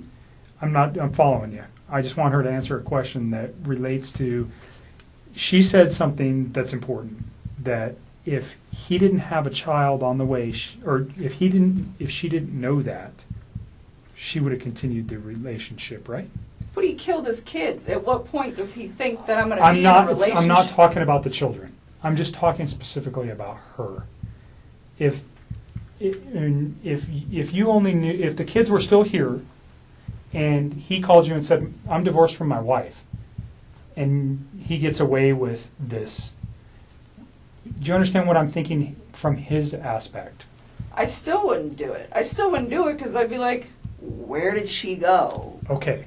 Because I'm under the impression that she's a really good mom. Like, he never bashed her momming skills. Like, no, I wouldn't, no. Okay. No. And that, you see where I'm trying to take that? Yes. So you guys never had a conversation about the child, period. I didn't know Okay. at all. All right. And by your words, if you did know, you would have ended the relationship. Well, because it wouldn't have made sense to me that he's like, I'm getting separated. Oh, by the way, I have a baby on the way. It's like, That's 15 weeks. you are a liar. You're just trying to sleep with me. That's what I would have probably interpreted that as, and I'd have just shut that off at work, and that would have been the end of it. Okay. All right. We can move past that. The week that he comes back from North Carolina, you don't remember, somewhere in the first couple weeks of August. Yeah, I think it was the second week, but I don't remember off the top of my head. So we'll just use August as a time frame. Is that fair? Because you know he left in July and he comes back in August. How many times do you think you see him? I saw him a few times. I saw him this past Saturday. I saw him the Wednesday before that. And he wanted to see me more. I was the one who wanted my space. I was like, nope, your kids are home. Go hang out with your kids. And even on Wednesday, I cut it short. Like, he came and hang out with me for a few hours, and then I was like, go chill with your kids. Okay. I was always like, Do really you respectful know of this. specifically where you guys went? Did you meet at your house? Did you guys go to any restaurants? Did you go to establishments? Where'd you go? Last Wednesday, he came to my house, and this past Saturday, we went to, what's the name of that bar that we used to go to? It's not the same, the Lazy Dog, but it's the one off of 144th and I-25. I think it's 144th, up there. And it's the Lazy Dog? Yes. Did he ever mention a Rockies game that night? No, I don't think so. But the Broncos were playing, Okay. which we couldn't see because they sat us in really crappy spots. But it's okay because it's preseason. But So do you recall what time you went there? no, I remember. Well, kind of. So he had to get a babysitter that night. Do you know who that was? Somebody who's really young. I remember I asked him who his babysitter was, and he's like, "We have two. This girl's only 17, but the other one's out of town. So this girl's gonna stay, and she doesn't do overnights. So I gotta be back by 10." And I remember her saying that, and him saying that. And I don't know what time he got to my house. It was between, I want to say like 5:30. It might have been 5, but I don't think so, because I think the babysitter, if I remember correctly, showed up at like 4:30 or something, and he was like, "I want to spend time getting my kids acclimated to her, and then I will come." So his children didn't even know her. Oh no, they knew her, but he was saying like he likes to like stay there for a little while he doesn't just like walk out the door when Okay. they show up. It's like a transitional thing. And so that's why I'm saying I don't know how long it was. I want to say like 5:30, and then he had to be back by 10, so he left at like 9 something to be back by 10. So he probably picks like- you up. What was he driving? No, he didn't pick me up. He came to my house. We drove my truck. Okay. So he gets to your house. You know what he was driving to get to your house? Off the top of my head, I don't remember. I'm pretty sure he usually drives that Lexus, but he doesn't always park it in my complex because the parking, there's not good spaces. So where you guys pick me up at, a lot of times he'll just park out there because there's room. Okay. So that kind of works so that because there's just not a lot of room in my apartment complex. But off the top of my head, I don't know what he was driving. What kind of truck do you drive?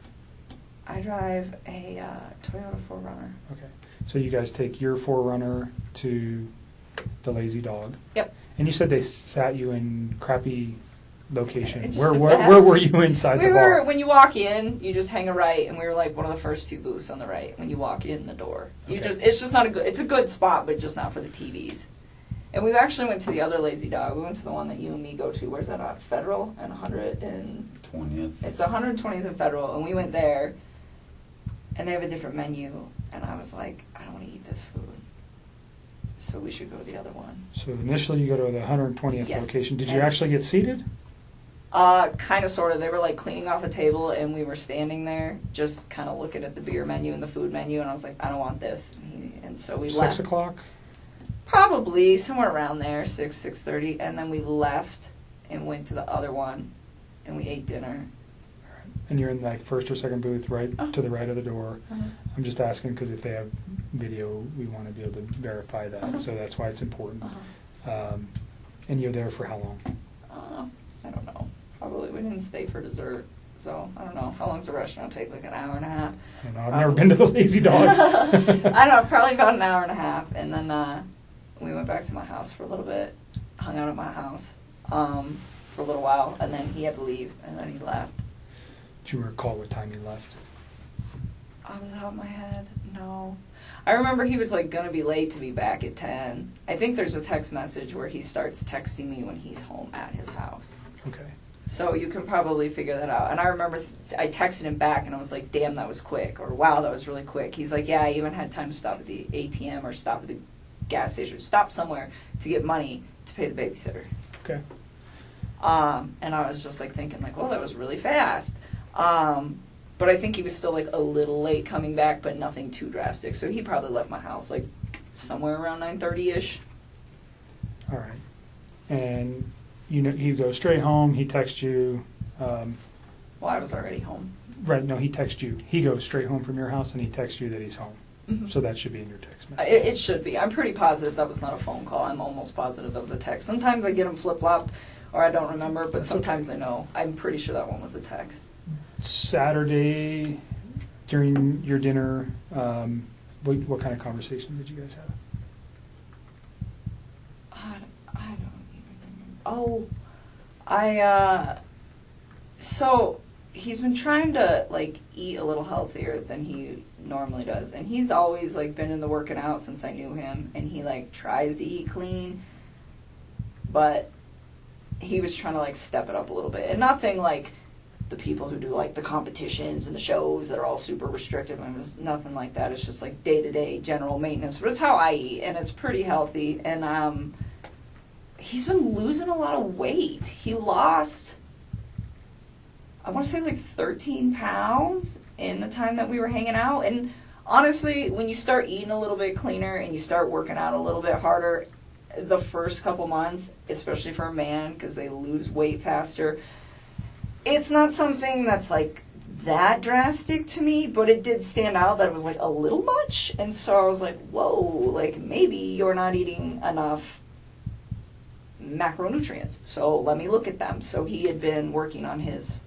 MyFitnessPal app and like programming like all the stuff he eats, and I just started going through them, and I was like trying to figure out like where his ratios were, and we actually spent a lot of time doing that because he'd asked me to do it for him, because I just was at the point where I was like, if his weight loss slows down in a few weeks, he'll be fine, and if it doesn't, then his macros are a little off. It's not like that big of a deal like in the workout community. This is like a very normal thing. But Did you have any other outside concerns, like potential drug use, alcohol use, any of that stuff that led you to go, oh, he's lost an extreme amount of weight in such a short period of time? No, and I wouldn't call it extreme. It was just like, it was a lot. But I mean, when I first started working out, I dropped like 12 pounds in 2 weeks when I first started like hitting it hard with the diet. So the fact that he lost like that much weight. It wasn't, like I said, it was not a surprising amount. I just didn't want it to be like a sustained amount.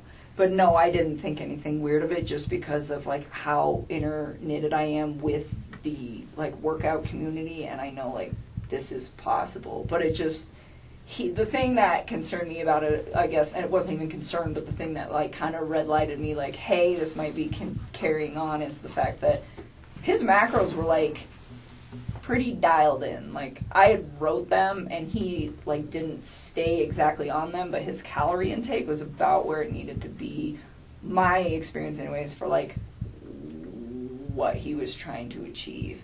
And so I don't know, he didn't seem to have a problem with it.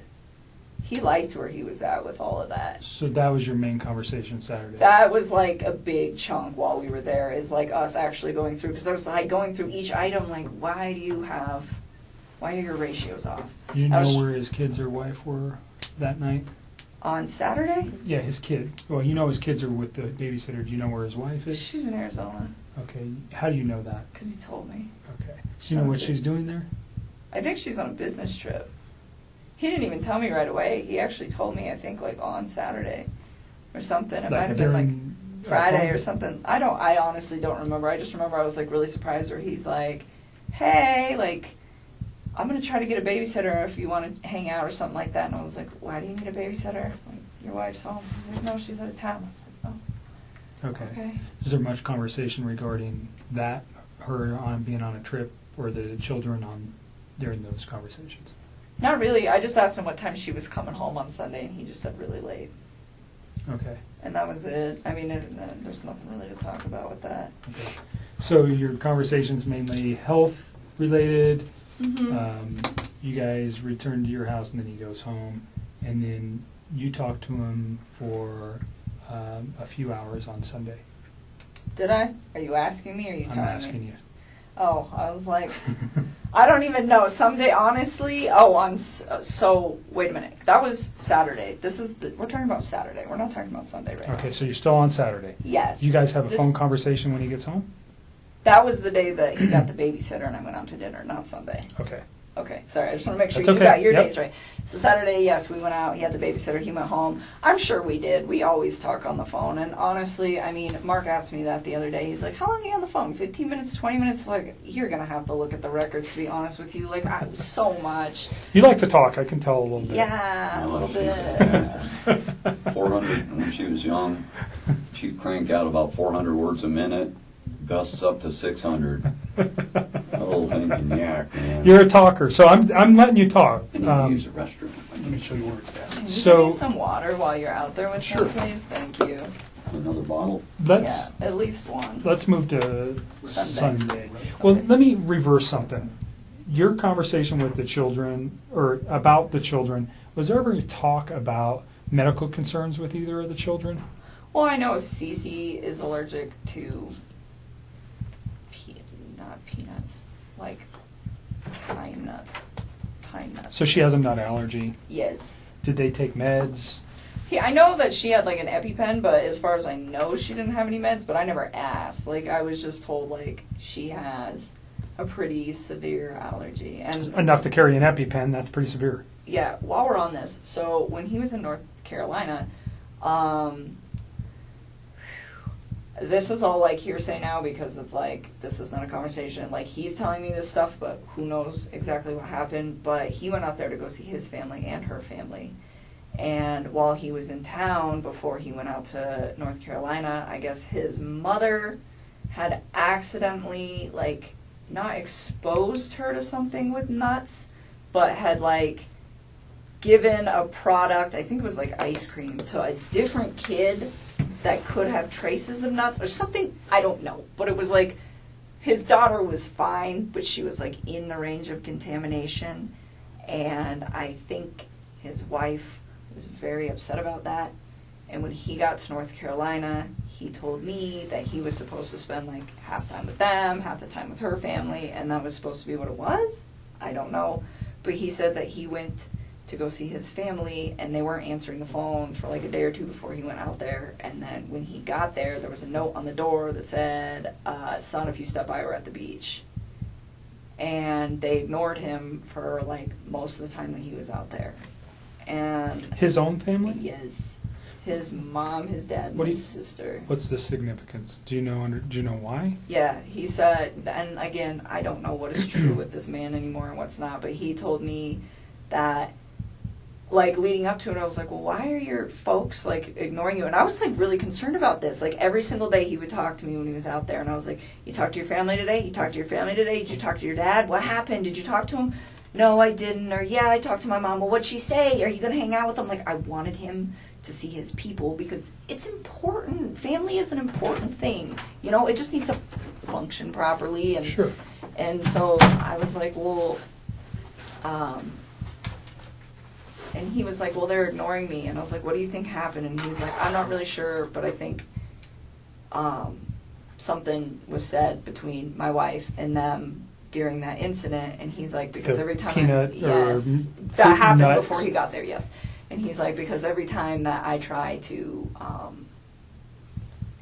I talk about possibly going over there to see if they're home, she gets upset about it. And I was like, okay. And he told me that his mom and his wife did not get along at all. He said that his mom didn't even show up to his wedding because she's like really did not care for Shanann. So again, I don't know what's true and what's not, but I just know that there was like some tension there. Mhm. And again, like that part is like, I feel like it's almost third party, so that's why it's Sure. like I didn't even Well, but bring it up came from later. him to you, so it's not. It is something that whether it's important or not, we can validate that. I'm sure we will be having some conversations with family. What does it mean? I don't know. But Yeah, I don't know either, but I just know so like, maybe she, I don't know. well, and then he ended up seeing them on the last like full day that he was there, and they told him supposedly that she had gotten really upset and had screamed and yelled in front of Chris's sister's kids that are very young, and to his mom and to his dad, and said like, you're never going to see Chris again, you're never going to see me, you're never going to see the babies, and just like threatened them, and then like walked off. And I guess that was the incident that happened prior to him coming out there, and then she didn't tell him about it. Mhm. She just like let it go, and then he just spent all week trying to figure out why his family was like Mm. not trying to be involved. Gotcha. So again, I'm not sure. That was like it just feels really third party, so it's hard for me to like talk about because Sure. like, I don't know how That's okay. much validation. So there is in all that. beyond the nut allergy for CC, did you know of any other? Did she take meds that you know of other than carrying an EpiPen? His kids or his wife? No, his children. No. And now, well, if you know anything about his wife's medical conditions, if she had any. No, I've like read in the newspaper they keep saying, oh, she had medical conditions, and I'm like, is that a misprint? Are they talking about CC, or is that just something else I don't know? So you don't know anything about Nope. Shanann having any kind of medical problems? No. Okay. Covered Saturday. So there's a phone call Saturday night, actually, from, it can't be Saturday, it had to be Sunday. I wrote that down quickly. Sunday night. Is there anything else you think, let me just back up, from the Saturday where you guys had a meal at the Lazy Dog to prior for the 6 weeks that you guys were serious? And although your dad's here and I think you're probably pretty comfortable, your relationship with Chris was, can you describe your relationship? I mean, when he was with me, I considered it to be fairly healthy. It was open communication, and it was what I thought was honest, and it was very calm. It was respectful. We got along really well. He gave me my space when I needed it. I gave him his, and anytime like he wanted to take care of it, like anytime that his kids could be in like his life for hours or days or whatever, whenever they were home, I made sure that I wasn't a presence in his life so that he could be the best dad that he needed to be. And I mean, I thought what we had, it was very comfortable for me. I enjoyed it. I think he did very much as well. You guys, 6 to 8 weeks, 2 months, whatever it was, you guys have an intimate relationship during that time. Yes. Okay. So you're pretty serious. Did he ever tell you that he loved you? Yes, he did. Did you ever tell him the same? A couple times. Not withstanding that today, because those thoughts may have changed for you, but on, let's go Sunday into Monday or Monday, did you still love him on those days? I think it was something where it was like I said it a few times and I meant it, but he definitely felt the urge to say it to me a lot more than I did to him, because it was just all very new to me, and it was like, take your time with this. Like, you don't need to like rush that, you know? Like, I remember when he was in North Carolina and he was like trying to patch things up with his wife, and he told me he loved me, and I was like, don't say that to me. Like, please go try to fit. And I mean, and that might even be in the text too, where it's like, don't say those words to me and then go try to make peace with your wife and lay in bed with another woman. Like, just don't do that. And I was like, it's not that I don't appreciate what you're saying to me. It's like, it just didn't sit right for me, you know? So I just feel like... Almost like an insecurity where he had to say that to you? Or? I don't know. I think he like... Looking back at all this now, I don't think he was trying to fix things with her. So saying, I love you, to me, seemed like probably something that he genuinely meant. Like, I love this woman. And regardless of where he was going to end up that night. But to me, in the way that I was perceiving things, he had told me that he was trying to fix things with her. So it's just like, this is an inappropriate time. And I wasn't mad at him. And I'm pretty sure that's in the text too, where it was very like calm, but it's just like, it's almost disrespectful, where it's like, please don't. I'm like, you know, if we get to that point where it is you and me, like, yes, you can say that, but not then. Like, that's... So you thought he was very genuine when he said that?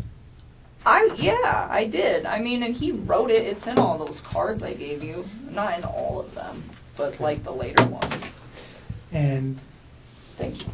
When you said it to him, you said you meant it when you said it. Yes, I just didn't say as frequently as he said it. Like, sometimes he would say it, and I was just like, for me, it was still like very, very new, so I kind of like took my time and only said it when I was just like, this is a really important moment. So you got, I mean, in the short period of time that you guys were together, he yes became very attached to you. Yes, very, very. I mean, he's attached. sending cards, flowers. He's telling you he loves you. He sends you flowers. Does he buy you any other gifts? Nope. I wouldn't have wanted them anyways. Flowers is enough. You can't. I don't need expensive stuff. Okay, but he becomes very attached to you. Yes. You guys are talking multiple times a day, at least. You're all the time. You're seeing each other on a regular basis. Yep. So it's a very and his wife is not around, nor are his children. So there's a lot of time for you guys to build your relationship in this first four weeks or so. Is that fair? Yeah, and even when she was back, I mean, it was still like we were still spending time together. He was still spending time with his children, and I had my own life. Like, I mean, there was one week where I just like went out of town with my friends for my birthday. I wasn't even around the whole like last few days of June up until the 3rd of July. I was like gone, you know. And then there was another like last weekend I had a friend impromptu come in town from out of state, and I hosted her for a few days. And it's like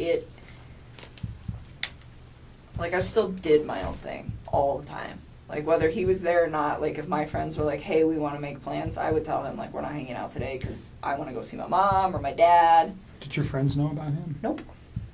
Why? Because it's like he's with 2 women right now. They don't need to know about So that. if you had a boyfriend of 4 to 8 weeks on a regular... I don't know if you were married prior or if you had a boyfriend before, but if you had a steady boyfriend, you would have let people know. I think you told me before we got started that you just told your dad about Chris No, I wouldn't recently. have told them. I wouldn't have told Okay. people. It's too early. I mean, people... So you don't tell your friends, hey, I got No, a because boyfriend. people come and go. I mean, Okay. the dating scene these days is like, it sucks. I mean, so, no, I wouldn't. I mean, it would have to be something, even with Sean. I think I was with Sean for probably like 6 or 7 months before I brought him home to my family. I mean, I really, Okay. same with, that was the guy I was in a previous relationship with, but I But mean, this one, you were a little bit more. You said he's with 2 women.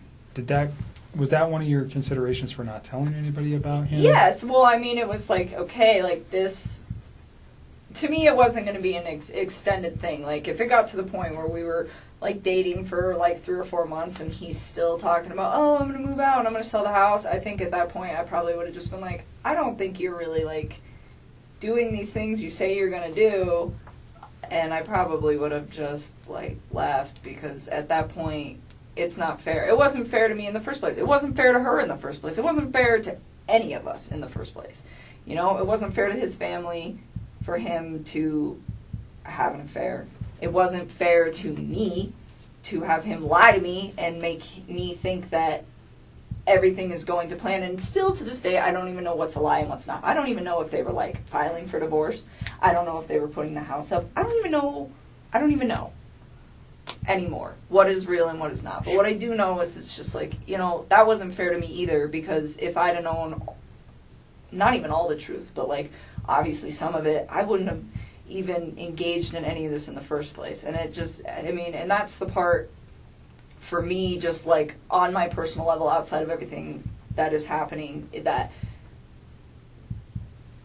is gonna affect me long term. It's like, you know, I'm gonna wake up every day and know that like this mom and her unborn child and these two little girls are not around anymore, and it breaks my heart. It is so, oh my God. And then I have to think about like the consequences of his actions and how they affect everybody else. Like all of these, her family's impacted. My name is about to be like slandered for probably a while. I don't know how long it's going to take to heal, but I would not be surprised if it's going to be hard to go out in public sometimes for a couple of years. And that really hurts me. I'm just like, this is a horrible, horrible thing. Like, how dare you, you know? And people aren't going to understand that. You know, they're going to say, oh, you know, you're the woman that had an affair with this man who took out his whole family. And I take a step back and it's just like, I didn't know. Like,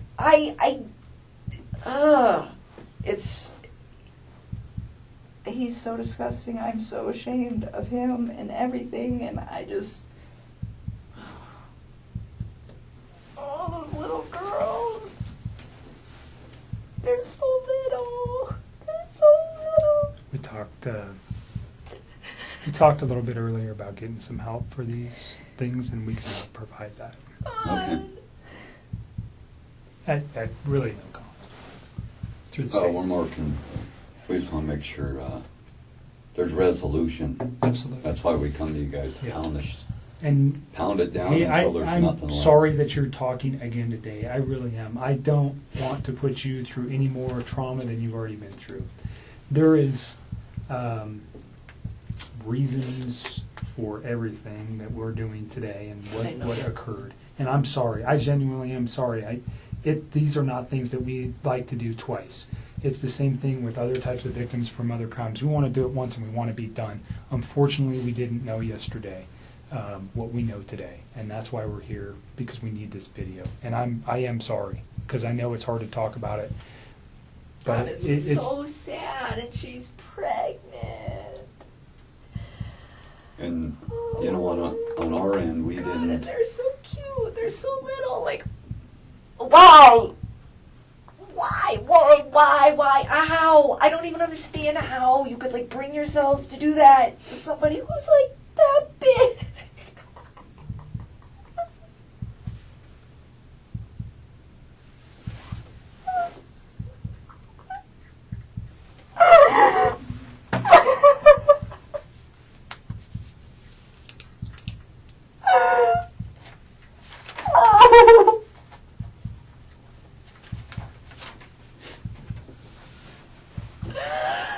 Oh, Jesus. Take a minute. Do you want to step out for a minute? No, I just need to chill with my eyes closed for a sec.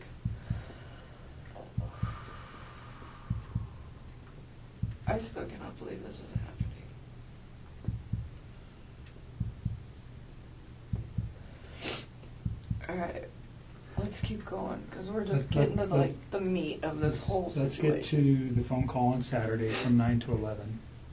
What did you guys, or pardon me, on Sunday from 9 to 11? Yeah, we talked a few times. So, Sunday, Okay. I think so. I need to think. I can't even think. Take a couple breaths and take a second. Sunday night. I don't even know. I don't think I was like concerned about anything at that point. You guys had had a meal, a nice meal the night before. You knew his wife was probably coming home late that evening. Oh, you know what? I still don't remember what we talked about. I honestly, we talk about so much random stuff. It's so hard to pinpoint some of these things. I don't remember what we talked about. I do remember that was a long phone conversation though. We probably talked about all sorts of stuff. One thing I do remember though, that I didn't remember earlier when I was talking to Mark. So this is where I'm starting to remember little bits and pieces. And I don't remember. Yeah, I know. So the phone conversation. I don't remember what was in the phone conversation. Probably nothing of relevance, to be honest with you. But usually he talks to me when he's down in the basement in his bed before he goes to bed and before I go to bed. And I could hear the TV on, which I thought was kind of weird. I didn't ask him. I just heard it in the background. And I remember thinking, and it was right before we got off the phone, I was like, why the hell is he up? And there's no TV downstairs. So I was like, well, maybe, I don't know. So no TV in the basement where he usually calls you from? Yeah, and I don't know how many TVs they have. I've never been in their bedroom. I went upstairs once and it was to their little playroom and I just looked at it and I was like, that's super cute that your girls have books. And that was it. And other than that, I have never been in any of those rooms in that upstairs. To me, it was just you don't know, ever. I had no, so I don't know if he has any other TVs. I'm assuming by how much other nice stuff they have in their house, it wouldn't surprise me. So I'm not quite sure what room he was in at that point. But I just remember hearing the TV and I was like, it was just weird to me because I was like, why are you watching TV right now? It is super late. And that was the only thing. And he had phoned you? Or were you guys already talking when the TV was going? Or I just remember I picked up on it later, but I don't think it was throughout the whole conversation. Okay. I just remember it being towards the end because I remember thinking wow, it's really late. Something I didn't ask you about the house because you'd been there twice, and it just made me remember. Do you remember how you guys accessed the house? That's a good question. So once through the garage, and I think once through the front door. I think the first time was through the front door, and I think the second time was through the garage. Was there anything unique about either of the doors when you went into the house that might not be typical of another house? A unique door? Not the they door have a itself. camera on their door. Okay, I there's know a that. camera on the which door? It's on the front door, isn't it? I don't know. I'm asking. I think so. Okay. I don't know. Did he use a key to access the house? No. He did not. The first time I went over there, he just let me in. And then the second time, did we go through the garage? I don't remember. I've been through his garage before. I went through his front door once, though, because I remember he had just cleaned, it was the first time I went through his front door, because he had just cleaned his carpets, and he had moved all the furniture out of the way, and the furniture was kind of in the way of the door. And he's like, the door doesn't open all the way right now. I'll move all the furniture back when the carpet dries. So I do remember that, just kind of offhandedly. And the second time, I want to say we went through his garage, because I remember his garage. I remember, yeah. So he was at the house when you went there. You were never there by yourself. He right? was at, yeah, or no. he took you there. The first time he was already there, Okay. and I met up with him. And the second time we went there together. So the front door, I asked if he had used a key. He let me in. Okay. So there's a, those keypads where you can enter an access code. Do you remember seeing that on his door? I want to say vaguely, but to be honest with you, I don't remember. He let me in that day. That So was he never so gave long you ago. he never gave you the code to access his home? No. Okay. Not at all. You talked about a security system. There was a camera on the front door. Was that just like what a Ring doorbell is that goes to your phone? I don't even know what it looked like. I only Okay. know that it existed either because A, I wasn't paying attention the first time I was over there, but B, because of all the stuff that's going on right now. That's the only reason I know Okay. it's in Did you remember existence. seeing any cameras anywhere in the house? No. Okay. Did he ever tell you about the alarm system or give you an access code to the alarm system? No. I wouldn't have asked for that. I wouldn't have wanted that anyways. Sorry to regress to that. No, you're Go okay. back to the the phone call, or where you noticed the television in the background of the Yeah. phone call. Yep. So I didn't know what room he was in, but I was just like, I just thought it was weird because he's always like, before I go to bed and I lay down, he's always like kind of trying to do the same thing. We just talk. It's like a really chill thing till one of us is about to pass out, and then that's like the end of it. But it was strange because I was like, the TV's on. I remember I was thinking, I was like, maybe he's waiting up for her, and then I was like, maybe not. I didn't know. It wasn't something that like alerted me. It was just different from his Out of standard character for him. operating procedure.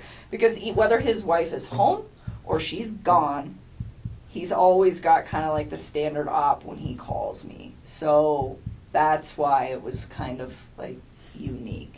Okay. Because it doesn't really fluctuate when she's there and when she's not there. He's pretty like free reign with what he does. So anything important that you recall during that conversation about the children, about his wife, about what he was doing the next day, what he had planned, anything like that? Did he tell you any of that information? I remember he told me he had to go to the field and not to the office on Monday morning.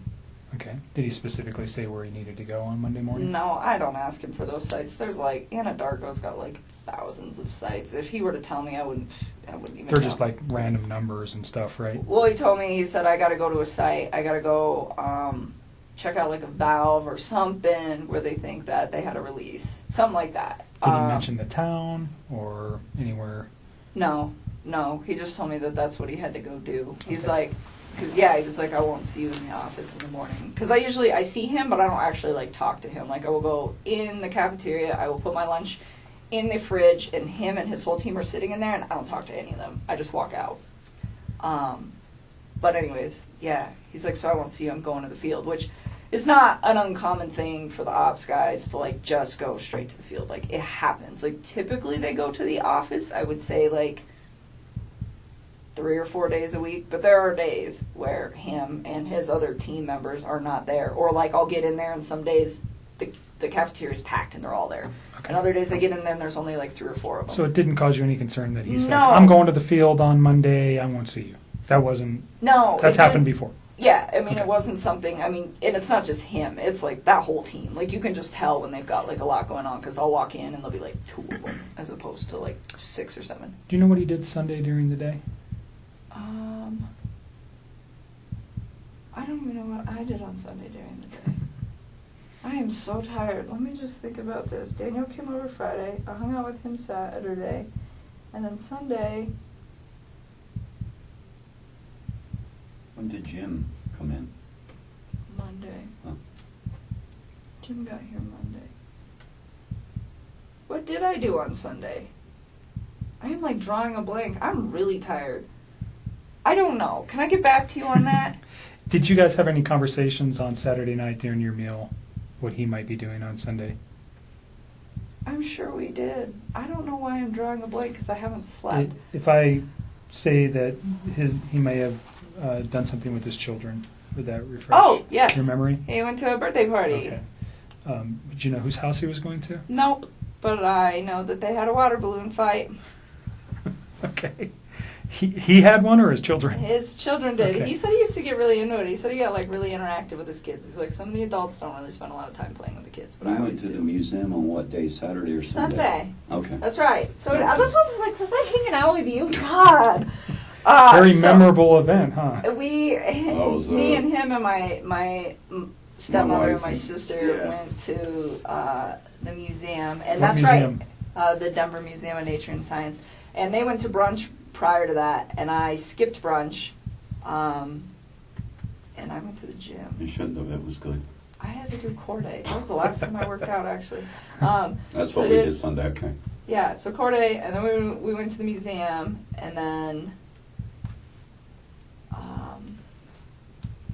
When did he tell you about the water balloon fight on Sunday evening during your conversation on the phone? I think so. Okay. So think you don't so. know whose house he went to on Sunday, No. but you knew it was for a child's birthday? Yeah, and he had told me about that in advance, really. So I don't know if it was Saturday that he had told me that he was going to go that birthday, or like Friday. I just remember he was like, "I got to go to this birthday party Okay. with my kids." Any other conversation that makes sense? I mean, honestly, at this point, I'm really tired, so I know there are certain things that I need to tell you guys that we'll get to as these days progress. Yep. But in all honesty, if it doesn't stand out to me now, Today? it probably That's fine. wasn't relevant. What about that 9 o'clock thing you were telling me on Monday? Oh, that he told me? Oh yeah, well we'll get there. We'll get there. We're still on Sunday. So we're on night. Sunday. We're We're gonna get to- literally- we're gonna I know, get to- This is gonna be a long. We're gonna night. get there to Monday. We're getting there. So Sunday night or Sunday during the day, you had your own personal stuff going on with your family. You never see him on Sunday. Is that accurate? No, I didn't see him. What did I do the rest of the day? I came home. I think I might have just chilled at my house. I don't remember. I think I cleaned my house. I don't know. I didn't see him though. Okay. And Yeah, Saturday was the last time I saw him. Okay. Sunday, you're at home. You talk to him. We know you have a conversation Mhm. in the late evening hours, and then you go to sleep on Sunday night. When's the next time you talk with Chris? Probably Monday morning. Do you know what time? No, I mean, so we used to like randomly text each other like throughout the day, but we both get really busy. So some days like I don't hear a lot from him, and some days I don't text him until like 2:00 in the afternoon because I'm just like busy. And I remember I didn't hear a lot from him that day, which was like that's not out of the normal for either one of us during the day. But at one point, I do remember he like texted me and he's like, "Oh, it's been a really busy day," and then like said some other stuff, which I'm sure you will find in my text. What he said, I don't know. It wasn't obviously anything that was like alerting to me. That's what I'm saying. Like at this point, like I remember really key things, but if it's like a conversation that I'm like, I don't remember exactly what was discussed, it's because it was probably just bullshit, like just talking to each other. Yeah. Small talk stuff. Yeah.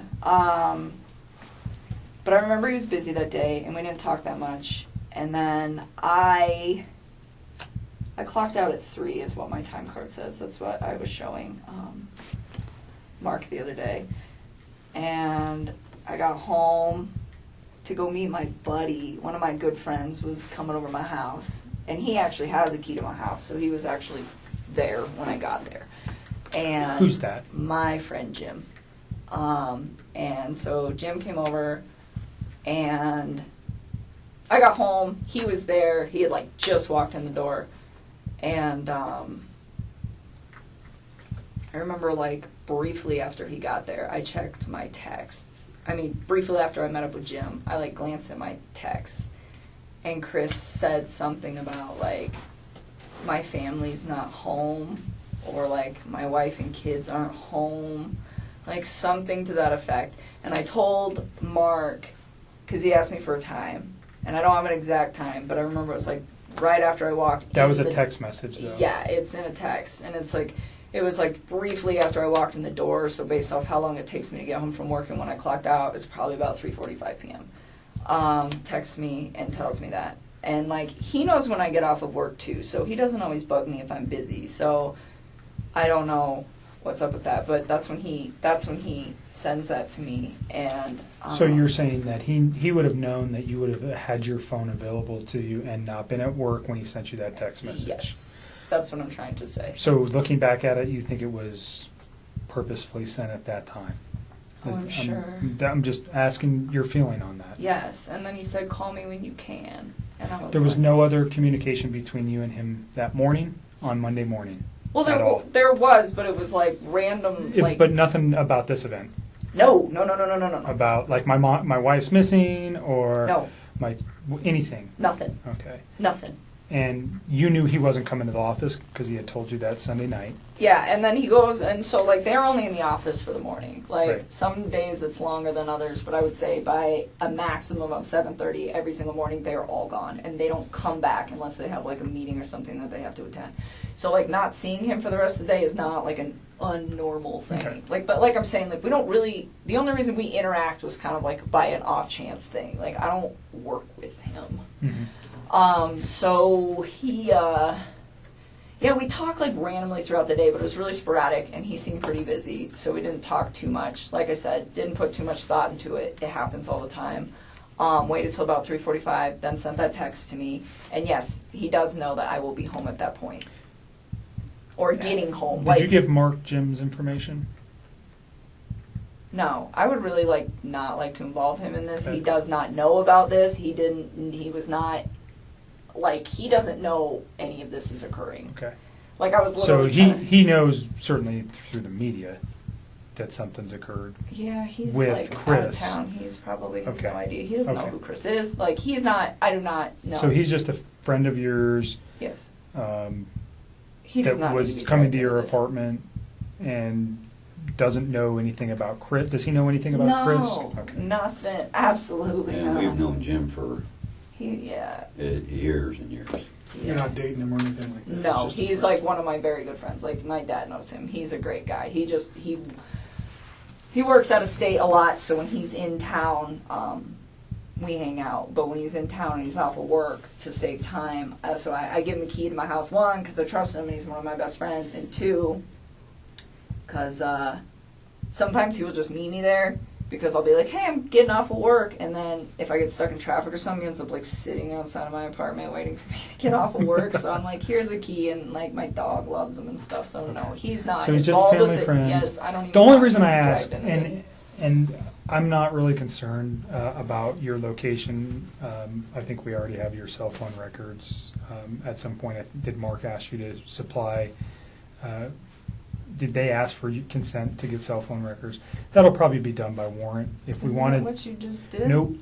What I'm talking about is your movement Oh. by GPS or by cell phone tower to show where you were. Obviously, and I don't want to cause you concern, we want to know where you were that day too.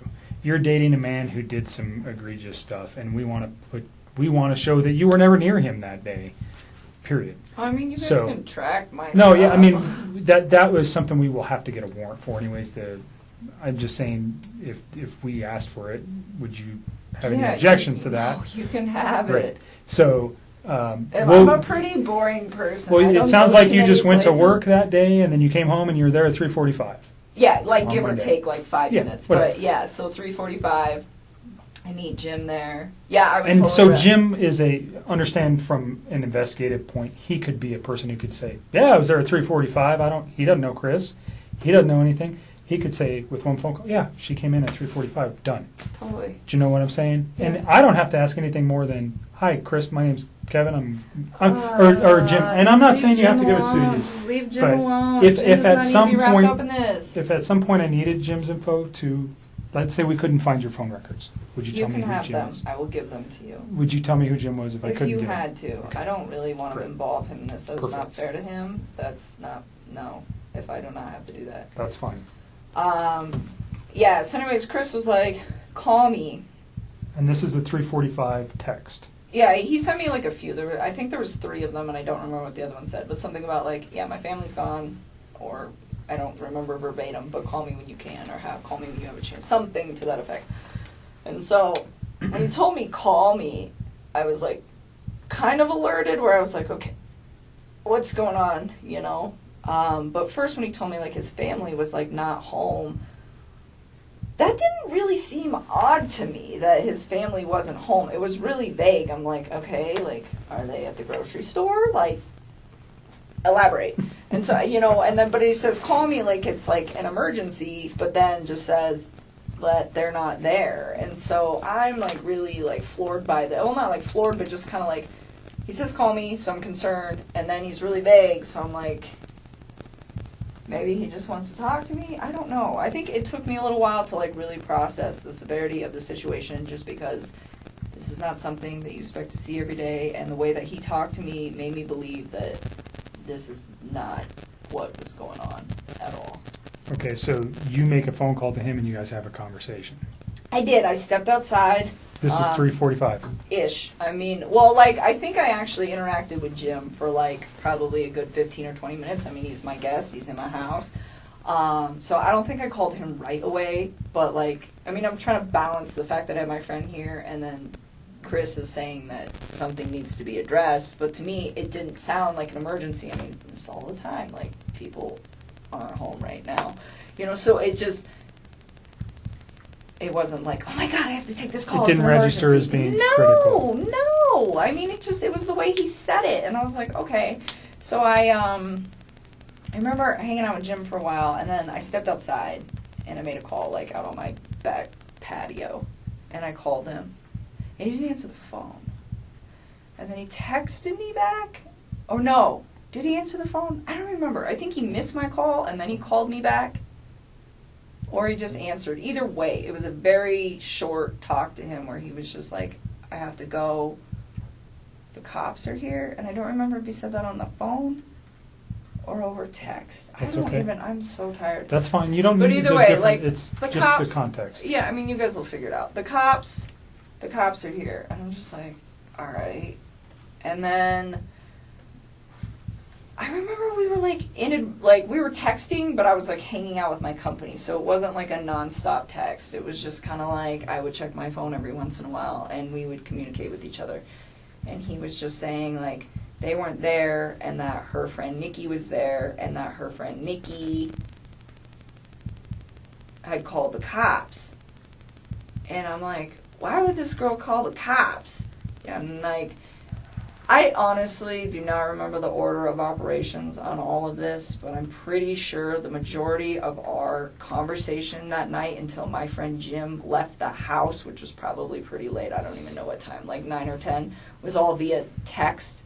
So you should have this via text. Like, Okay. I don't think we started talking again on the phone until like after my company left. And he was like, I don't know, he just started like giving me details about stuff, and I don't remember what order, but he was saying like Nikki was really upset and that the cops were there and that they were like searching the house, and I was just like, what? You know, like what? Why? And he was telling me that they had like had a disagreement or something like that, and then he told me like she was gonna go to a friend's house, and I was like, okay, well, maybe she left, you know, maybe she just like went to her friends. And then I think I don't remember, but I think he was the one that told me that her cell phone and her purse were still there. I think he told me that. He told you her cell phone and purse were still there? I think he did. I don't remember. What's the significance of that in your mind at that time? At that point, I thought this woman was really trying to get out of this house. Okay. That's what I thought, because he said that they'd had a disagreement, and I was just like, okay, well, I mean, I leave my cell phone at When home. he said disagreement, what did he tell you what it was about, or? Not at that point. Not at that point. So, again, like, you guys are going to have to check these texts, because it's all, like, my brain feels That's like okay. a mashed potato right now. But I remember him saying that, and I'm just thinking, like, well, maybe she was in a rush, you know? Like, maybe she was just like, I'm going to my friends. I'm leaving my cell phone here because I don't want you calling me. I don't want anyone else calling me. I mean, there are days where, like, when I'm outside of work, I will just shut my phone off. I just do it, and it's, like, my way of getting peace.